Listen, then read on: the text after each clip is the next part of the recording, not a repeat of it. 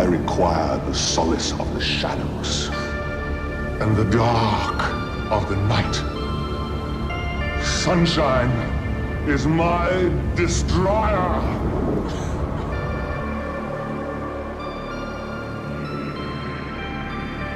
There shall never be another dawn.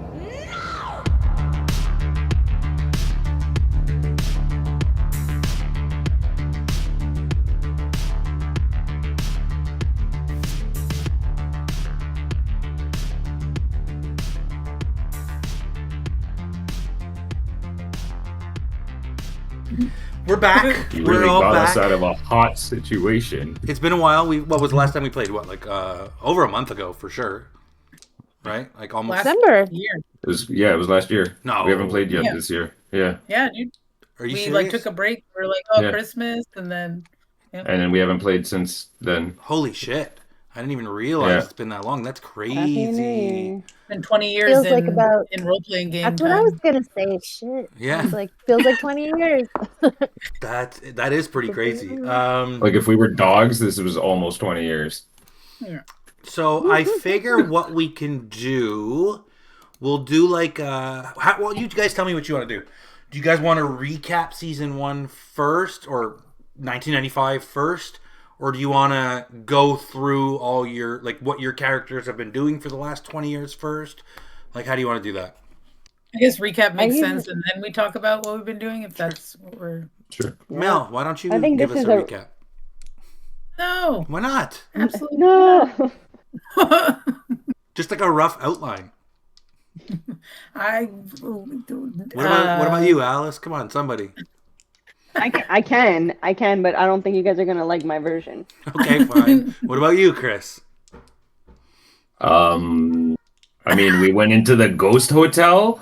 We were upstairs, which didn't exist, Yeah. because we were looking for some girl which we never found. Kind of found her. Kinda. You did talk to us on the phone. Yeah, I killed her dad. I felt bad about that, but then I fed him to a tiger. You did. Yeah, so basically, I don't know who we can trust. Let's break this all down, okay? We don't know who we can trust in the agency. It's been a long time since we've worked with them. This building got burnt down by them, clearly to cover up whatever was in there, and our handler killed himself, so we don't know what the hell's going on. There was that dude that got swallowed by the floor. Michael That Whitworth. Yeah. said Michael Whitwer. Yeah. And like milk goes bad if you take it outside the building. High milk. Time out. Yeah. Time milk. Time milk. A lot of we smelled. We inquired about many smells. Many smells. Yes, many smells. All the smells. I have a note Investigative here technique that rarely used, but we tapped into that. We never found your bottle. Didn't find anybody's Oh bottle. yeah. We did. Oh, There was a there painting. was There was a painting Mel- of Vero. yeah. Oh yeah, Vero. Does anybody still Can't have the understand money? All of the words on this paper. It's okay. Wait, what money? The I have money the that we money took on from my that list. room. I mean, Yeah. you guys took it. Who had It's it? still, I still have money in my It's been 20 years My though. You could have inventory, I'm spent pretty it sure. already. Who was? I don't think I would have spent these old dollars You tell me. that we got from the ghost hotel. What dollars? Always assuming Do it's we have money? ghosts. That's like your Bundles of 1933 cash. I don't know, man. I'm just Demons, when demons. You found it in the Demons, hotel ghosts, room with whatever. You found Look, there was a hotel room where you heard people having sex inside. You go inside. Oh yes. On the yes, wall, there written was. in blood, it was said, all "Where is my bloody. bottle?" In that room, you found old heroin needles, 2 shotguns, and a suitcase covered in blood that had a bunch of money. But like the money, it's American dollars from 1933, and it was a couple $100,000. I don't remember the exact amount. And you guys pocketed a And bunch. didn't you stuff a bunch of it like into your pockets, Mm-hmm. yeah. like in your cargo pants? Yep. Yeah, I have a lot of this money. Like I have bundles of 1933 Well, cash. That's how you paid for the grenade launcher.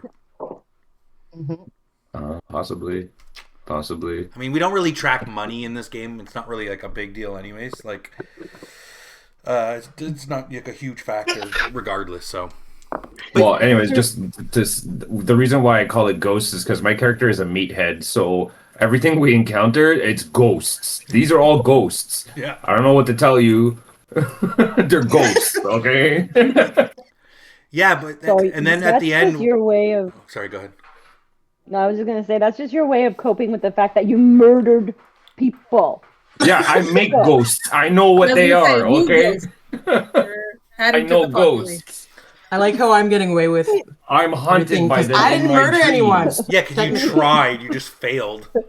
Yeah, and I You were just can't really, like, unsuccessful at murder. every time I try. Okay, I saw the effort. That's right. But the one thing there also at the end, when Agent Marcus killed himself outside the McAllister the night before you found it burnt to the ground, it appeared like he was possessed by Abigail Wright, and and she spoke to you through him, and basically said like I'll see you guys again, and that's when he like lost when he came to. That's when he lost it. He didn't and killed himself because he didn't. There was just so much. He saw the yellow sign. He saw the picture of himself in the old book, which didn't make sense. He saw the weird porn picture with him in it, and then also, being taken over by Abby. It broke his brain on the spot. That's as far as you know. I think that's like the big, like obviously a bunch more shit happened, but like that's the general gist of it, right? Yeah. Serena, you think And I mean, maybe- there's all the clues. Yeah, There's which a the lot of clue clues. still exists. I still have the old evidence board. I just figured we would start a fresh one right now. But if you guys want at any point to go back and look at your old clues, We can always bring up the Here, other look, one. I'm pulling it up right now. Look, there you go. So that's how we left off our old evidence board. But there's going to be new clues from 2015, Okay. which I'll put onto the new evidence board, just because it's too much to have all in one spot. Yeah. Plus, you guys haven't been thinking about this stuff. Well, maybe you have. I don't know. Which I guess leads us to what's happened in your lives. You're all old now. How old is everybody? If you're 20 my years character's older, like 50. 50. Yeah. You might not be I'm as. an old soldier now. 54. You're how old? I'm 54. 54. 54. Shit. Yeah, I was 34 when we started. 45. Oh, you're I like know the you said baby. we could play with the ages, so I think I had de-aged him by 5 years to make him 50 rather than 55. That's fine. I don't think we really like at the beginning in '95. We No, didn't he's really talk about 55. it, so okay. Born in 60, so he's 55. Yeah. Yeah. I'm an old soldier. Alice is 45. Alice is the baby of the But- group. Yeah, I'm 46. Maybe 45, but, Alice is Technically, I aged think quite a I'm lot in her soul. 58, but I think I might change that. I mean, it's not bad to Is be there a- old. It's okay. He's like, I don't like that. Oh, that's like, you know, How's your shoulder, Eileen? well, exactly. I'm pretty sure it's healed up over 20 years. If not, then you're not a good doctor. I mean, I could be a also- really healthy 50, but let's say I'm more like 50. Okay. Listen. Okay, I'm not gonna argue it because we didn't really talk about your ages in the first chapter, so Right. it's like No. we can kind of retcon that in a couple of years, give or take. It's not a big deal. Okay, so who wants to go first and tell us all about what you've been up to these last 20 years? I'll follow Okay, close. so late 90s, after everything happened, my character got into heavy psychedelics trying to find some answers spiritually and dimensionally and all kinds of different ways. In doing so, I actually met a couple of yogis and some shamans and some stuff, and they actually kind of, rather than finding answers, I just kind of found inner peace with myself, and I accepted who I am, and I am a soldier. I am a tool to be used for the mission. I get shit done. Whatever gets in my way, I kill it. It's just the way I am. It's what I'm here to do. I'm part of the balance of the universe. Some people create, I destroy. That's what I do. Cool. So in '98, I actually did some rescue work during the ice storm. That's when I actually met up with Dr. Eileen, Oh shit. who was doing some rescue work also. Did We you- actually found out that most of the storm was being caused by Yuki Ono, that was summoned by a helpless little immigrant couple that brought it over inside some box. We managed to banish it. Was this a part without- of Delta Green, or were you doing this separate from Delta Green? No, we actually did this on our own. Well, help from a couple other people, but pretty much on our own. It was a little side mission that we kind of discovered, so that was fun. That'd be cool. Yeah. I don't know. It was just something we came up with It's fun. while we were talking. So yeah, from there, I decided to go into Canada. She followed for a while. I actually investigated the SDG jail in Cornwall for ghosts, because that's what I'm talking about. It's ghosts, okay? The jail closed in 2002. You can actually look this up. It's a real haunted jail in Cornwall. That's cool. So from there, I actually traveled. We kind of split up. She went to go do her own thing to find herself in her own way. I actually went out to the Yukon, where I had a sour toe cocktail. Look it up. It's fucking gross, but amazing. Everybody should have one at least once. A what cocktail? Look it up. I swear to God, a sour toe cocktail. It is a shot of whiskey with a mummified toe. A mummified frostbitten toe. They outsource the toes from people who lose toes due to frostbite. And yeah, it's a real thing. I would definitely real take thing. that. Yeah, I would it's not. a real thing. That's pretty cool. I want to drink. You I can want one. only get it at the Sourdough Saloon in Dawson City, Yukon. I want to go. Do you suck on the toe at the end? No, but they have a saying: you can drink it fast, you can drink it slow, as long as your lips must touch the toe. Swallowing the You toe. get a Deliberately $2,500 fine if fine. you accidentally swallow the toe. What? They often seek donations of amputated toes to replace those lost or damaged over the years. So they're just using the same toes constant. I guess they don't have like an unlimited supply of toes. Well, yeah, it's a garnish. It's like an olive that they take back. It's kind of that's to me the idea of drinking from a drink that someone else already drank from with that same toe is more gross to me than just the idea of the toe. Of the toe itself. If it was like yeah, a I know it's like fresh somebody toe, sticking their no finger in problem. your drink and swirling your martini with their finger. Exactly, but if it's a decapitated or a severed finger, then no problem. Yeah. That's gross. I'm So gonna anyway, wait to get this one. in 2007, from 2007 till 2012, I actually worked with the SCP Foundation, Which is classifying, capturing, and observing various anomalies as best as I can describe them. You can look them up. SCP Foundation. There's many files that are available to view and observe for yourself. They range from scary to benign, random little meme-ish kind of things. Yeah. oh, this looks very Love Unprofessional. SCP. Yeah, it's I mean Depends.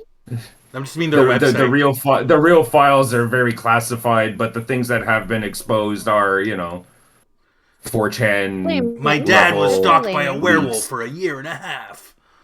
That's the first one I saw. 2013, I started therapy again with Dr. Ken Jeong. Look him up if you don't know who he is. Yeah, we know who he is. Okay, so 2014, I got a pet duck. His name is Reginald D. Duck. Oh my god. And 2015, here we are back at Delta. So, So have you worked with Delta Green at all within those 20 years? Not really. You've been worked with other agencies. no, I've been doing my own thing. I haven't really. They haven't contacted me. Not at all. Wow. Which kind of makes Not at sense, all. especially after what went down. Maybe, I don't know about everyone else, but maybe they've just, they wanted to distance themselves from you. I've been doing work with other foundations. That's how I've been gaining experience. Hence why I chose Hardened by Experience. Mhm. And yeah, And what bond did you lose? I actually ended up losing both of them. I lost my former war partner who passed away actually. Fuck. 3 years after our last mission. And And then actually Dr. Mantis Toboggan also passed away because that dude was pretty fucking old. shit. Okay. Yeah. So now your new bonds are your duck as well as And your my new new therapist? Yes. Okay. Perfect. Anything else you want to tack on there before we move on to the next person? Well, I mean, my duck's vet is Dr. Aileen. Oh, well, that's... We'll get to that. Well, then I guess... I'll let you explain. I'll let her explain that me part. too. But I guess Eileen is the next person to go then. Okay. Okay, so Dr. Eileen Payne's life has been very strange, but anyways, abused as a child, witnessed her mother suffer at the hands of men. This pain fueled her hatred specifically for men. In medical school, she found a dark camaraderie with peers. They became involved in what I would call a death cult. So basically killing men who echoed my past. None of you guys knew that, but None of you knew that. Eileen was a murderer. I was a fucking serial killer, okay? I figured it out. That's why I liked her so much. So I would basically, kill people. So this was for several years of my life, while simultaneously being a surgeon, which is how I got away with it, really, because I knew how to, manipulate the bodies and stuff. And then everything changed after 1995, Delta Green mission, where I met all of you. And also in that mission, because of Chris, who just backed me every time I tried to kill someone, I was like, okay, well, maybe not all the men are crazy, because, like, she doesn't know. Not all men are backing crazy. me. Some will kill for me. Maybe they're That's not how all fucked awful. up Eileen's brain is. Yeah. She's like, oh, Yeah. one man is good. really He's the one who's... messed up. There's one good man out there, the murderer. Correct. He gets me. So that was that. And then, like he said, we ran into each other again later on. Hung out for a while. Killed that monster thing that he described. Yuki And Ono. then, thank you. I have it in my other notes. The It's a Japanese ice spirit. Right, that thing. And then, That's really cool. he taught me, he basically spending time with him, he was like, yo, why are you in this cult? You don't need to be in this cult. It doesn't define you. I got all Here, this have some yoga mushrooms, LSD man. brain in here, yeah.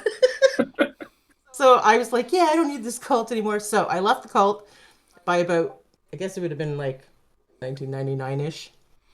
Yeah, and then during that time, I treated a bird that turned out to be Chris's bird. So that was that, and then basically because I've left the cult, I've softened a little bit. However, the darkness is still there, and it's just that now it's not about the cult anymore. So if necessary, obviously I can kill again. So you're capable of killing, but you're not like actively going out of your way. I'm to not actively murder. murdering men just for the sake of murdering men anymore.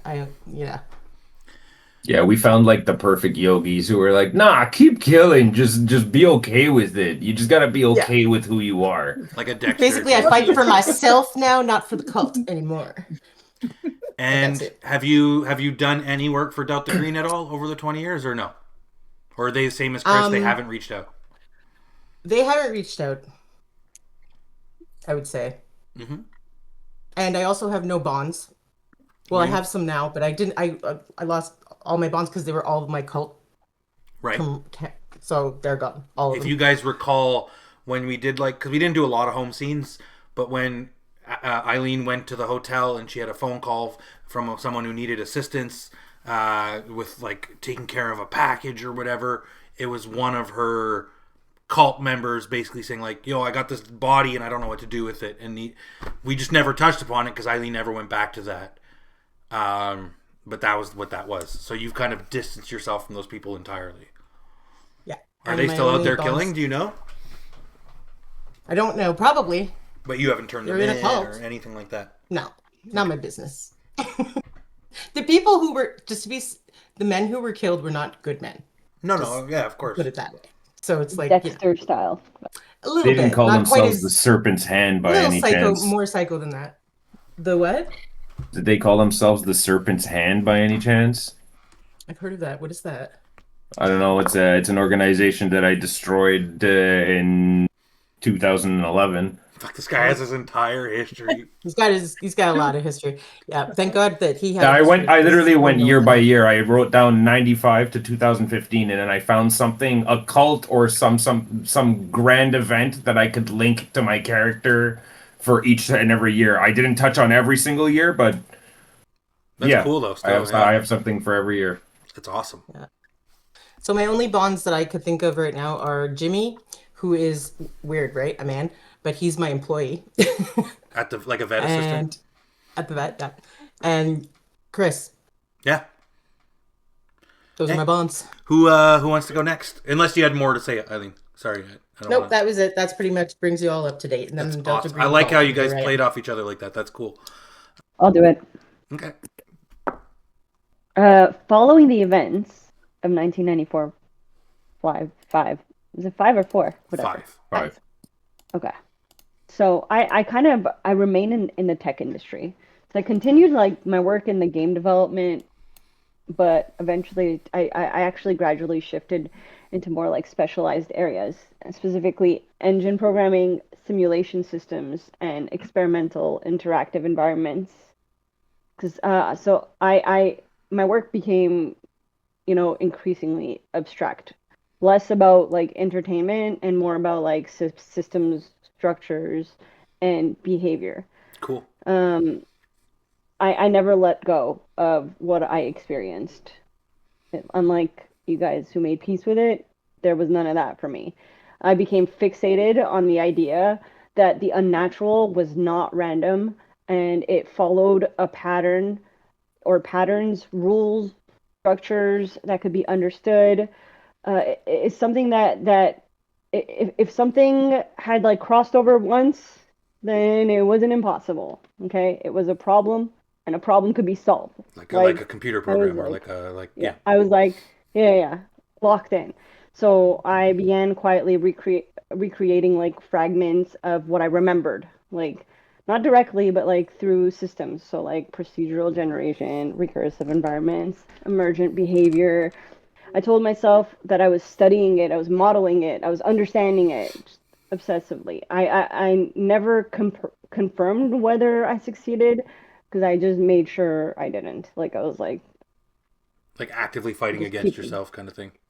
Yeah. It's like kind of like the closer I got, the more observant I became and less jump onto kind of type of deal. So like also socially, I grew more isolated.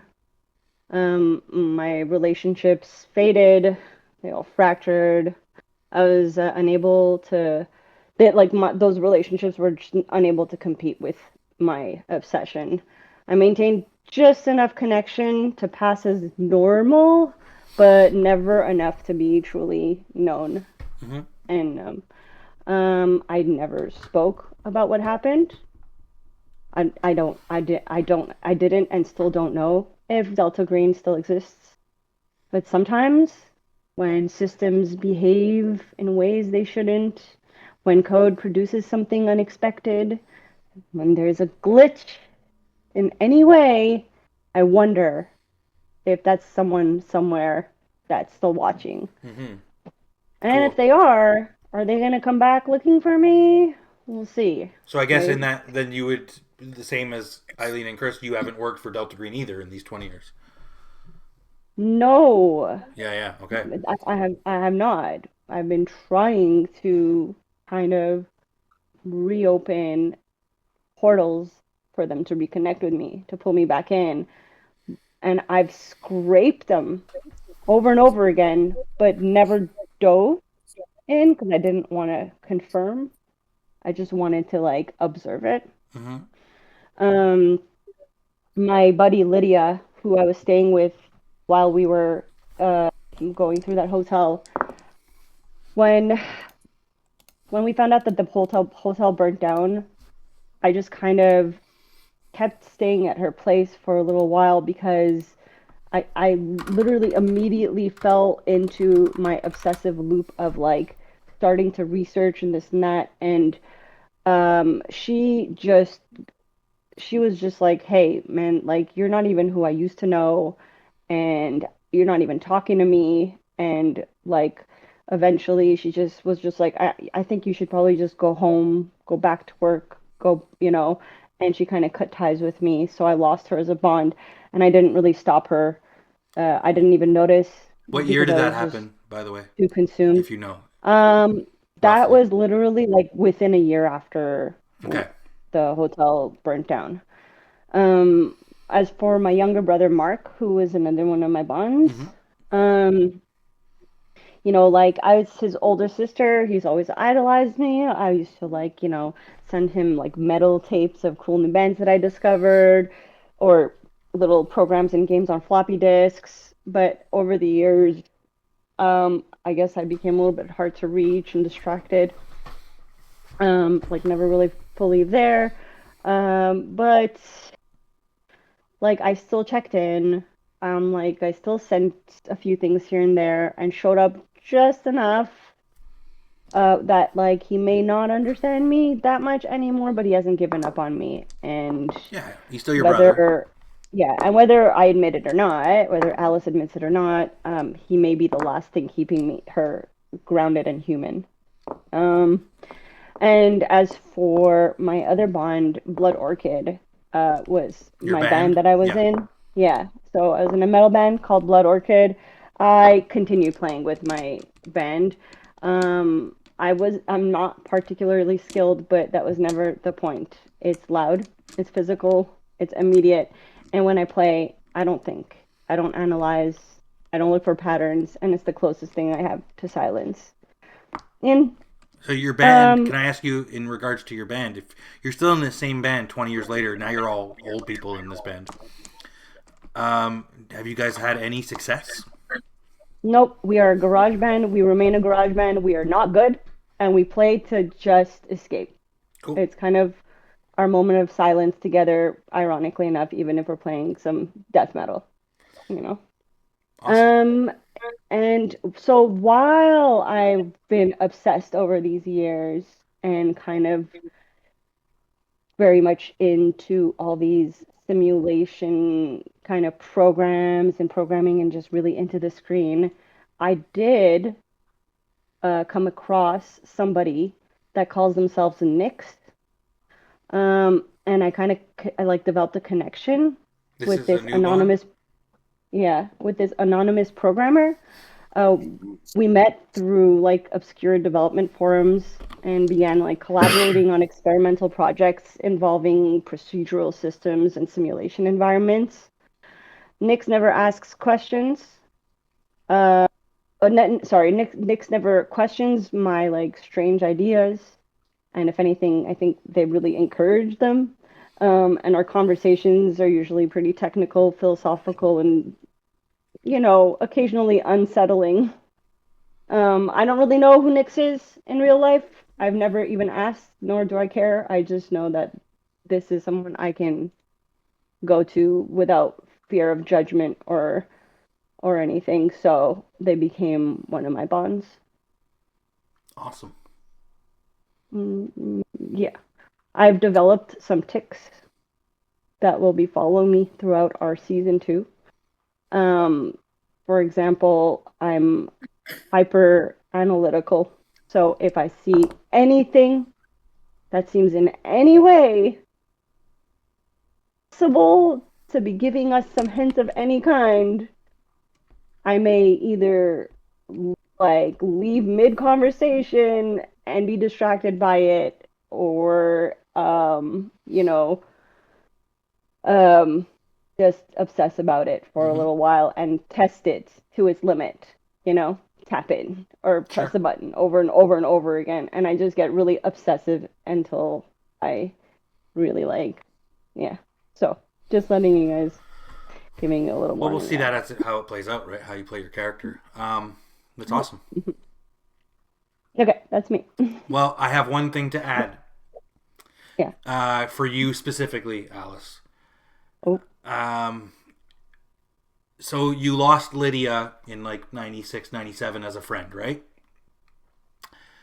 About a little over 10 years later, in the summer of 2007, you found out, maybe through someone else that knew her or not, whatever, maybe you read it in the newspaper, whatever the case may be, Lydia passed away in 2007. They found her in her car, and she died of an overdose. And that's all you know. Lydia didn't take drugs. Well, what you have been told is she died in 2007, and she died of an overdose, and she was found in her car. If you want to if you want to look into that further, that's up to you as we play the game. But that is what all you know. It was Nyx. So It's not Nick. Lydia is long dead. Lydia's been dead for about 8 years now. Huh. Yeah. I guess that would, if anything, feed my obsession more. Maybe, especially Trying if to find you patterns. just told me she never took drugs, so that sounds so strange. Like, how would she have died of an overdose? Yeah. Like, crazy. But who knows? Maybe she just got into them after you guys stopped being friends. I don't know. Okay. Well, I'm gonna silently obsess over it. All right. Okay, Vero, do you want me to go or do you want to go? Oh shit! Are you guys team up thing too? Yeah, you go. Oh, Maybe. yeah, you guys didn't come up with me. I'm joking. Well, it makes sense. You just said your character was super lonesome and shit. Room for Yeah, that. it makes sense. We wouldn't. And those two were crazy, so they. Zach, made I'm sense. feeling bad. I'm like, Eileen and Chris paired, and we kind of paired, and like poor Alice. And then I'll you pair just, with like, you, narrated Alice. it perfectly, and I was like, beautiful. This all works out. Okay.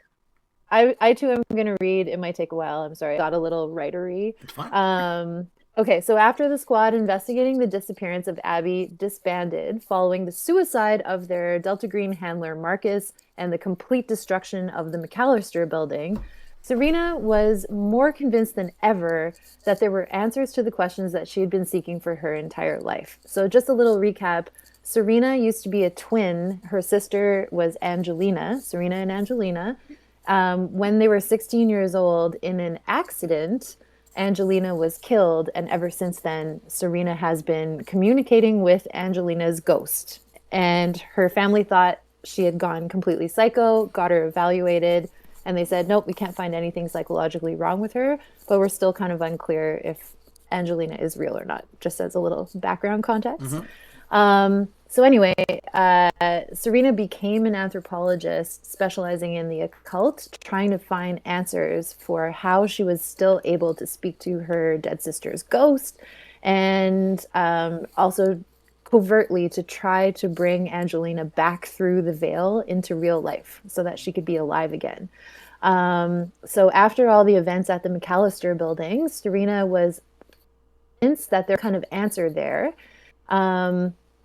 And she was like, okay, Abby possessed our agent from wherever she was. That was definitely her saying that she would find us. I know it. And if she is somehow still alive and able to communicate with us, those are the kind of secrets I need to understand. Maybe they'll help Angelina cross back over to this side of the veil. Serena was shaken pretty badly by all the violence she had witnessed. The murder of Abby's father, the explosion that took out Mark Rourke and Ed Wist, that demonic lion thing, and those patients wandering around unable to leave or unwilling to leave. It all felt too much. It was really unstable, she thought to herself. Except for Vero, we definitely bonded over that horrific murder. And also, Vero was in one of those paintings. She must be some sort of key to what is going on here. Why did those demonic entities choose her and none of the others? What makes her different? I need to understand. And also, Vero is really kind. She's a truth seeker like me. I wonder if we should team up and see what else we can discover. And I think I know just where to start looking. So Serena used, I don't know, I forget how I did the voice before, so bear with me. It's fine. Well, she's older now. Her voice Serena- can change.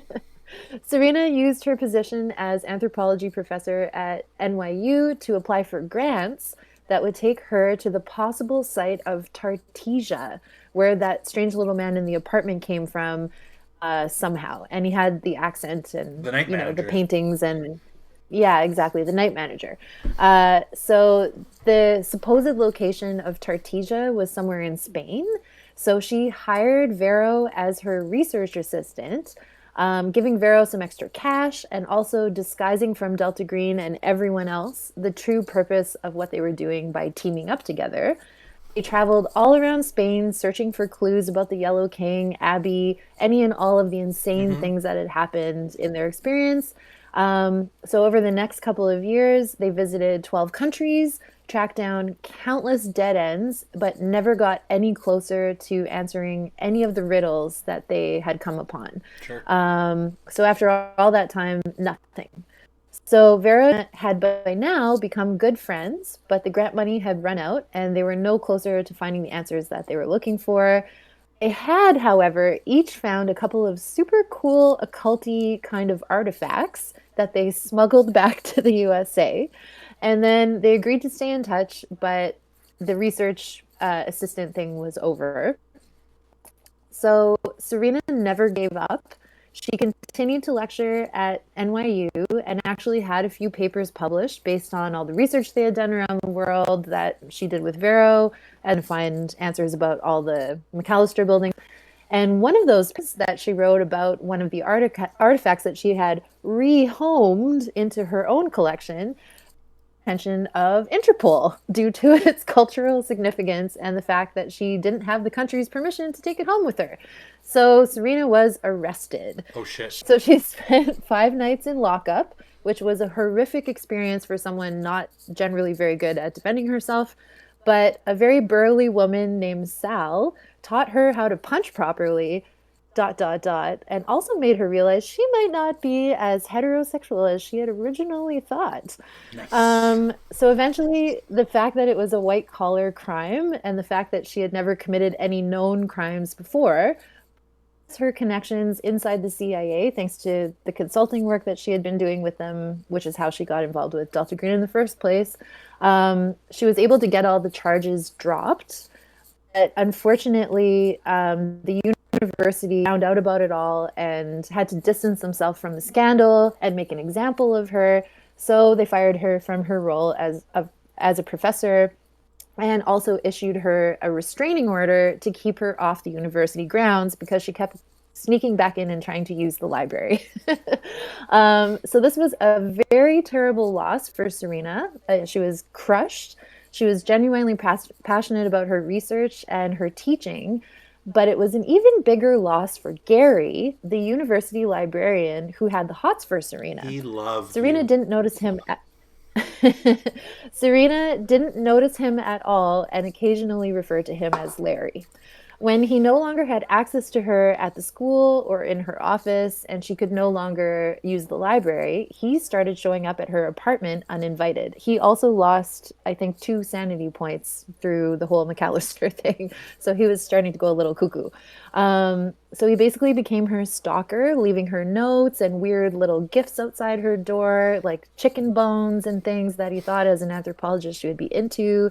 She got really creeped out. He started waiting for her in the stairwell, trying to like catch her in or out of the apartment. And it freaked Serena out so much that she eventually had to call the cops on him. And he ended up giving him a restraining order, and he did not take this rejection very well. And he started drinking really heavily. So he became this massive alcoholic.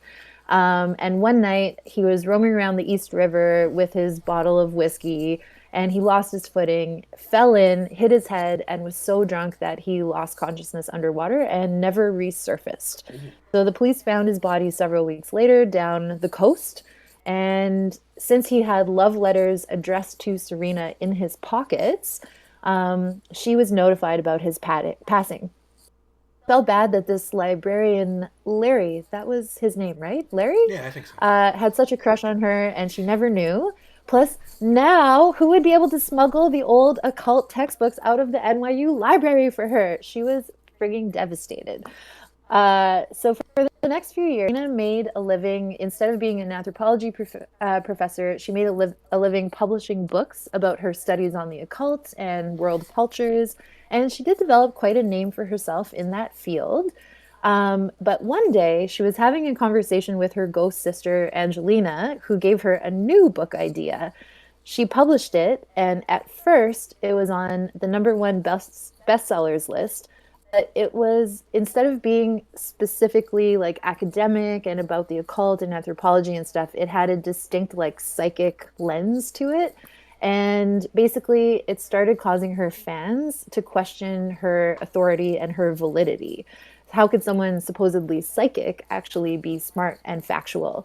So she was discredited, her book sales dropped off, and her publisher would no longer represent her, which was terrible for Serena.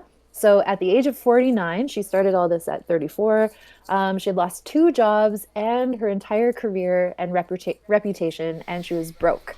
And even the CIA was keeping its distance, become a little bit too much of a public figure to be useful for them as a secret operative, but her reputation damage made her less credible as an occult consultant. So how the fuck was she going to earn a living? So her and Angelina, her ghost sister, came up with a plan. If being psychic is what got her into all this mess, maybe being psychic could get her out of it. So she decided she would become a TV psychic, taking calls and helping her clients talk to their deceased loved ones on the air and going into trances and stuff. Miss Cleo, call me now. For JoJo. Yeah. Yeah. Did a psychic talk line show on public access TV. It was called Whispers from the Beyond with Lady Serena. Oh, that's cool. I'd watch that. Angelina, being a ghost, is actually the one that had insights about the clients that called in, even though she couldn't or wouldn't explain how she knew what she knew. She was feeding Angelina, the ghost, was feeding Serena all the answers to her clients' questions. And since her psychic answers were so accurate, she developed a cult following, eventually becoming a celebrity psychic, Lady Serena, and doing tours around the country. Her roadie that she hired was Sal from jail, who eventually became her girlfriend, and the two of them toured around the country in a Winnebago with Serena's ancient cat Hermes, who is now 21 years old. And occasionally her former university research assistant, Olivia, would join them to help out at conventions. And Serena is now 54 years old. Lady Serena, with like all the shit that you would imagine. Gaudy shit. That's pretty amazing. So that's what happened to Serena. So Lady Serena. So you and Vero and Alice all kind of, after it happened, kept researching into this and trying to find more information about everything that went down. But none of you found anything. That's really cool. Vero, what have you been up to these past 20 years, besides what you did with Serena? So what brought me to Delta Green, which I shared with her when we were in the house, but not the rest of the party, was that my dad disappeared when I was younger. In like a very unnatural, weird way. And I've always been kind of looking for him. And that's what sort of brought me here. And going to that hotel made me realize that he's actually like definitely out there. Like I got to see proof that like what I was doing, even though it was fruitless up to that point, he's got to be out there. There's a way. There was people, we connected with Abby. So I became really into trying to understand these sort of like lost places or like portals that exist in lore, which I already was, but kind of took the opportunity to work with Serena to travel. When that ended, I decided that I wanted to continue the pursuit on my own and document it better. And with us being into the 2000s and technology moving forward, I decided to go back to school, to film school, because I did also really like movies working at Blockbuster. So I went to film school because I wanted to like be a documentarian and better document these sort of things so I could remember them, because I was already starting to kind of forget some of the things that were happening in that house. I couldn't remember what was in that book really well. I couldn't, like, there were parts of it that were really weird, and I felt really connected to things because my freaking painting was in there. So I could remember that, but I felt it was really important to remember as much as I could from that and document it. While I was in film school, I connected with a ton of other people with similar interests, filmmakers, documentarians, people into like the occult and cryptid things. My following online continued to grow too. Like I continued like blogging, kind of moved to Reddit and like made more connections there with a lot of people sharing stories, which led me to, after finishing school, traveling a lot and making like smaller, like shitty mini documentaries that had like their own little following, but nothing huge. I met Linda in school, and she traveled a lot with me. She was also really into this stuff. We became really close. Didn't plan for me and Serena to both discover we were gay, but Oh shit. we did. So, yeah, Linda and I are now married together, continuing on this sort of quest to look for these like portals or lost places. I moved back to West Virginia, where I'm originally from, which is a home of a lot of lost places and a lot of areas where people don't really understand where people may disappear. So I started to do a lot of filming out there. I'm currently working on like a bigger film that I've been working on for a long time. And I think that's what's going to connect me to understand what happened in that house. I really need to remember what happened in that book. And I think that if I try and make a film about that book and recreate what I seem to remember in that book, that might help. Wait, what So I've book are we become talking really about? obsessed. A World Without Doors, Okay, the one yes, that I yes. read that made Yeah. me crazy. Yeah. So I'm just trying to kind of like rewrite it like as a script right now to try and find a way to do it. I've become really, really into trying to remember this book and sort of like put myself in the place of the author and try and like really read into every little thing that I can remember, which has given me a dissociative disorder where under extreme stress or when I get really focused on this, I think that I'm, what's her name? Emily. So Emily Fitzroy, the person who wrote the book, like, Oh wow. it's Okay. kind of making me not okay. But my wife Linda is super understanding and is just trying to help me. Like she thinks that if she helps me just like finish this, it'll pass. And I'm sort of just going through something like trying to deal with the trauma of what I saw. So she's been helping me work on this script. I also have that crown that I got at the end that is also in the book because it's about a princess. So I'm trying to kind of link everything together. But yeah, I haven't worked with Delta Green since then. If they were to call me, I would be all for it because I want to go back. They just haven't, and I'm not really sure how to reach out since the last connection we had blew his brains out in Yeah. front of me. Absolutely.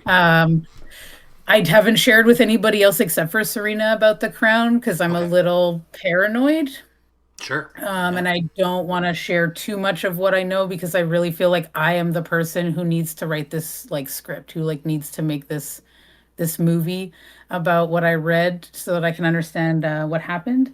As for my bonds, so Marcel was already old when we started this, and unfortunately, at the video yeah, the only voice that Jack could do has passed away. Now what am I supposed to do? When I quit Blockbusters as soon as I got back and was like traveled with Serena and then went to film school, I kept in touch with him, but he passed away. I've added like my wife Linda as my new bond. My cat is also now 23, so Still alive? we're though? hoping he's gonna be okay. You I could switch kill it to the a new It makes cat sense if you want. more logically, but like no. I have this like very old dear cat that I carry with me everywhere. So we're both ancient, like lesbian cat ladies. Voodoo. Does Sal and Linda know each other? Like, do you guys go on double dates? Well, no, because I I think mean, this would have all like I would have met her after I stopped working with Okay, so Serena. you guys don't really keep in Same thing, touch like, anymore. Serena met Sal Well, after we're like keep in touch, but I don't think have seen each other for a couple of years, like for a yeah, while. like I probably know Sal exists and she knows Linda exists, but I don't. Yeah, we haven't met. I live in West Virginia now too. Like I'm kind of far Yeah. out. I'm sort of doing my own I'm like cottagecore lesbian, like out there, way out, Country doing my own thing. roads take me home. I've been driving all over the country on tour, going to these psychic conventions and hosting my show at various public access and other TV networks. And I've tried to get in touch with Vero, but my schedule is just so busy. Mm-hmm. Just so busy. Yeah, and then I'm still in contact with Finn. Finn was the the person who I connected with over the internet when I was blogging. Yeah. He's become even a more like integral part of the team as far as like helping with like editing these documentaries and researching and stuff like that. We've still never met. I don't know where he's from, but we have remained like close friends throughout the years and worked on all of our stuff together. So he's still around. Cool. And yeah. So no one, this is good actually. None of you have worked for Delta Green at all. They haven't reached out to any of you in these 20 years. Serena and Vero have kind of kept in touch. They became friends. Eileen and Chris. Did anybody else? That would be up to you. Well, if I mean, they reached out or not. No, Yeah. I mean, if you're telling me you didn't work with them, then they didn't reach out, which is perfectly fine. It makes my life easier, actually.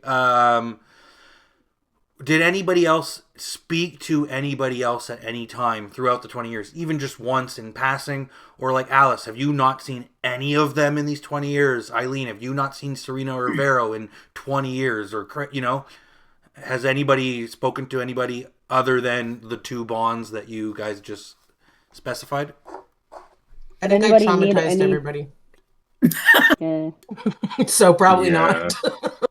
Did anybody need I mean, like technical advice at any point and think of yeah, I could. timing? That's what I was gonna say. Like, I could easily see my character going to see you because, like, my computer broke down or something, and I'm like, "Yo, can you fix this?" You know? Well, I also I think think- it makes sense with like me being sort of in the online community and then like writing a lot online, wanting to do documentaries and stuff. Like, I think it would make sense that maybe I would have tried to reach out to you to like see if you wanted to help with anything or just to like stay in touch at all. Like, Sure. Not sure if And Vero and Serena, you guys aren't each other's bonds, though, right? You worked together for a couple years after 95. Okay. So 20 years have passed. You guys have all been up to your own things, doing everything. And I'm just going to say, like, you're out and about, you're doing whatever you're doing. You're in your own homes or you're on the road. And maybe, Serena, you pass through New York and you check your P.O. box, like you said. And I'm not going to ask what everyone's doing in the specific moment, but you all get a package delivered to your respective homes. And it's an envelope. And when you open the envelope, you find inside invitation. What's that? I don't know how to read these. Please letters. join us to Richard? celebrate the 51st birthday of our friend Richard Zaloni at the Gateway Bridges Restaurant, 9011 Potash Street, Gosh. Boston, Massachusetts. And then it has the postal code and the phone number of the restaurant. And do you notice anything else about this? The triangle at the top, Ooh. yeah, can you feel the corner there? What's that? and there's a peely corner. Yeah, Ooh. Yeah. Look Well- at you guys. definitely. Yeah, I examined this crap out of this. Is it formal? I assume it's formal by the. It doesn't specify. Well, it's a pretty fancy fucking invitation. Also, if this is like it's peely, right? Is it like a holographic Charizard under it? Can we peel this? You Like could a pudding try in and peel it, but it doesn't just come apart easily, and you feel like if you peel it, you might rip it and damage Okay. it. But there is potentially Something underneath. something you can do. Can we hold it up to the light? Holding On it the up to back, the light like if doesn't you- give you any information. No, you gotta What's use on the Steam. No. Yeah, what's on the back? So I, as Alice, as I'm examining this, I rewrite it on another piece of paper in case the invitation gets damaged while I have my kettle on because I'm going to make myself a cup of tea while I use the steam to try to peel it off really carefully. Is it glued? Like when I peel it, is it glued? Like, is it taped on it? So you could, how did you say you wanted to do this? You wanted to try and like steam it kind of thing to be able to pull it off without ripping it? Yeah. Give me like a dexterity roll, Alice. To see if you're nimble enough to do it without damaging it. I got Does it kind of 15. look like the? Does it kind of look like the middle section also could peel? I got come off somehow? It kind of looks like, I mean, it looks like it could be separated in two, like fully. I got 15, so pass. Oh, that's a great pass. Yeah. Okay, you know what? Since you're the first, we'll just do it. Maybe you guys all do this. Maybe you don't. But since Alice was the one who specifically said it, I'll go ahead and pull something up. And what you find on the back of this envelope is a letter. Our London business is good, but Vienna and Berlin are quiet. Mr. D. Lloyd has gone to Switzerland, and I hope for good news. He'll be there for a week at 1496 Zermatt Street, and then goes to Turin and Rome and will join Colonel Perry and arrive at Athens, Greece, November 27 or December 2. Letters there should be addressed King James Boulevard, 3580. We expect Charles E. Fuller Tuesday, Dr. L. McQuaid and Robert Unger, Esquire. Left on the YX Express tonight. Sounds very open timey. And then there is this. There's a And little that's symbol in the bottom. Person That's that seal. symbol. It's Oh person. Goodness. Yeah, it's Literally says person. Fucking person. person. Oh shit. Let me ask you guys this. Does anybody have a forensic score over 25? Forensics? No. No, I have a 0. I do. You I do? Of have course 50. you do. I'm a surgeon. 50. Yeah, of course you do. So Eileen, you're the only one who notices this. I'm going to say you all received a copy, right? You were all able to successfully separate the two papers and find this note. But only Eileen was able to notice that what this is, it's not actually a clue, and the writing in this note is meaningless. It's gibberish. It's not, there's like these street addresses and everything in it don't actually exist. This is what's called a request exemplar, which is like a gibberish portion of text that they get a suspect to write out to test their handwriting. Like when someone's like a suspect and they get taken in by the police, they'll just say, write this out. And like it'll just be gibberish words, so they can have a calligrapher, is that it, or whatever, someone to be able to match their handwriting. And that's what this is. It's not an actual clue, but it is in the same handwriting that was on the front page of the letter you got, the actual invitation to Richard Zaloni's birthday party. You know this because you have a high forensics. Okay. Didn't make it past. Or no, I apologize. I'm wrong. It doesn't match. It looks like different handwriting than what's on the main, note. And you know what? I'll let you know though right off the bat. Eileen specifically, because you have such a high forensics, you don't even need to roll for it. On the main note itself, which here I'll put back in the front. We'll just move this over. The main handwriting on the front page is, you know that it's someone who is right-handed. You know that this person is more than likely male.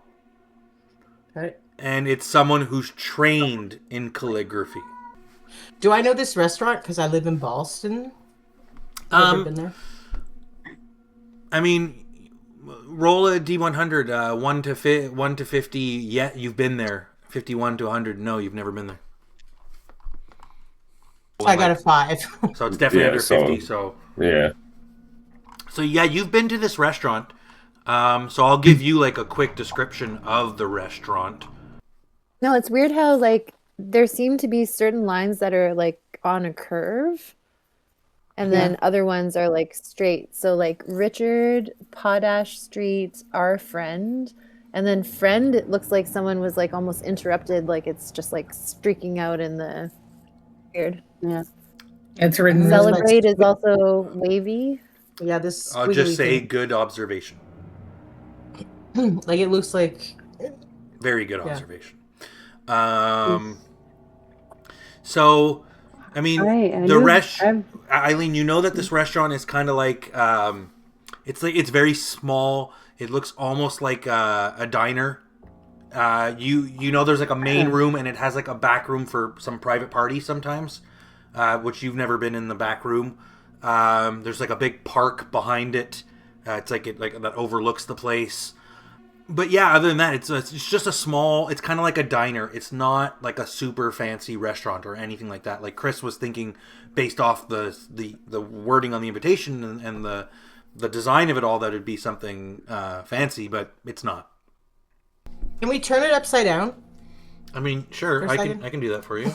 Just for a second. Which one? The outside one or the Yeah. like that? We Yeah. I just wanted to see something. Okay.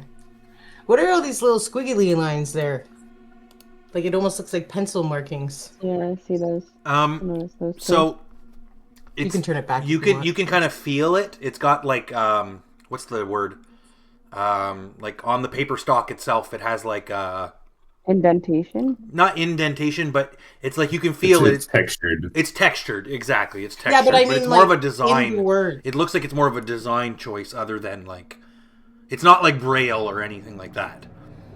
No, I mean like where the where the word, if you turn it back the other way so I can read the word, sorry. Where the word, like at the very beginning where it starts, please, there's a squiggly line, and then at the Zaloni or whatever his name Zaloni, is, there's yeah. this weird there's just a marking on it, like almost like a That looks like just like, like- pencil scratch. Like Yeah, it went yeah. off course when it was. Okay. It look, even though you all have the exact same thing and it's This man is- printed, he's it looks like it was crazy. That handwritten was- and then printed, yeah, like And scanned and also printed. and also it's The not R square. the R from restaurant is completely different than the R on Richard, and it's attached to the S Yeah, street. another squiggly. Yeah, Yes. and Yes, little it is. dots, like the dots are off. Everything's a little weird. Yeah. Everything is a little weird. Absolutely. Yeah. Can I call the Just, phone number on it? Is this going to be a ghost Yeah. restaurant? You can absolutely just. You want to call the phone number? I just want to see if the restaurant actually answers. I'm going to order Yeah. ghost calamari. Hello, is this the ghost restaurant? Hello, Gateway Bridges. How can I help you? Yes, I was just wondering if you're having an event. Oh, there's no date. I don't know why the actual thing. You know what? Let me pull here. Pause for a sec. It's dumb that it doesn't. But it should. So you received the invitation on August 28th. Or I'll say August 26th to give it time. But the meeting is supposed to be 8 p.m. on September 1st, 2015. How do we know that? It was Handler. written there. Pretend I didn't do the drawing. The meeting is September 1st, 2015, at 8 p.m. Okay. Yes, I was just wondering if you have an event on September 1st at 8 p.m. Let your me books? check here. I gotta practice my boss. in it. Yeah, we got something in the back room. The back room's taken that night. Actually, exactly at 8 p.m. We have a group of 5. That's they've rented out the back room. Group of 5. Group of 6. Sorry, group of 6. Okay, perfect. Thanks. Bye. You're welcome. Click. Fucking I want weirdos. to also call the restaurant. Okay. Ring, ring, ring, ring. I'm sure you'll have Gateway more questions Bridges. than I do. Gateway Hey, Bridges, hello. Yeah, hi. Just wondering, are you expecting anybody? Well, no, so I guess they can't say, but like, I was wondering for September 1st, there's an event, right? Yeah, are you a member of the Zaloni party? Well, I got an invitation, but I was just wondering if you know who's gonna be there. Are there any names on the list? Zaloni, that's all I know. It's a party for 6. Private birthday party. Okay, so you're not expecting anyone like Charles E. Fuller or Dr. McQuaid or anything like that. Robert I don't know Unger? any of those names, ma'am. I'm sorry. Someone called in, booked the restaurant for that evening. I don't ask for the names of every single member of their party. Okay, thanks. Yeah, thanks. You're welcome. Ask them if they serve halal. No, we don't. Click. Yeah, I just was wondering if he would react to that. So, Okay. it's it's about the 27th, 28th, whatever. This thing's in 3 days. What do you guys want to do?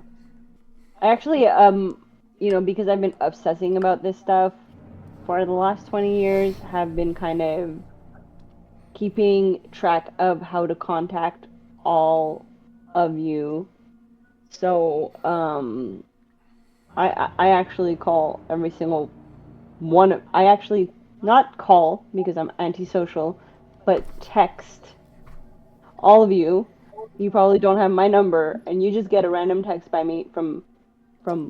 Are you sending it know as like who. a group chat with She everybody? she like hacked all our phones and we all have Slack all of a sudden, and she like sent us a Slack Signal. fucking notification And I just signal or like something. I sent you guys all a text being like, "Did you get the invite?"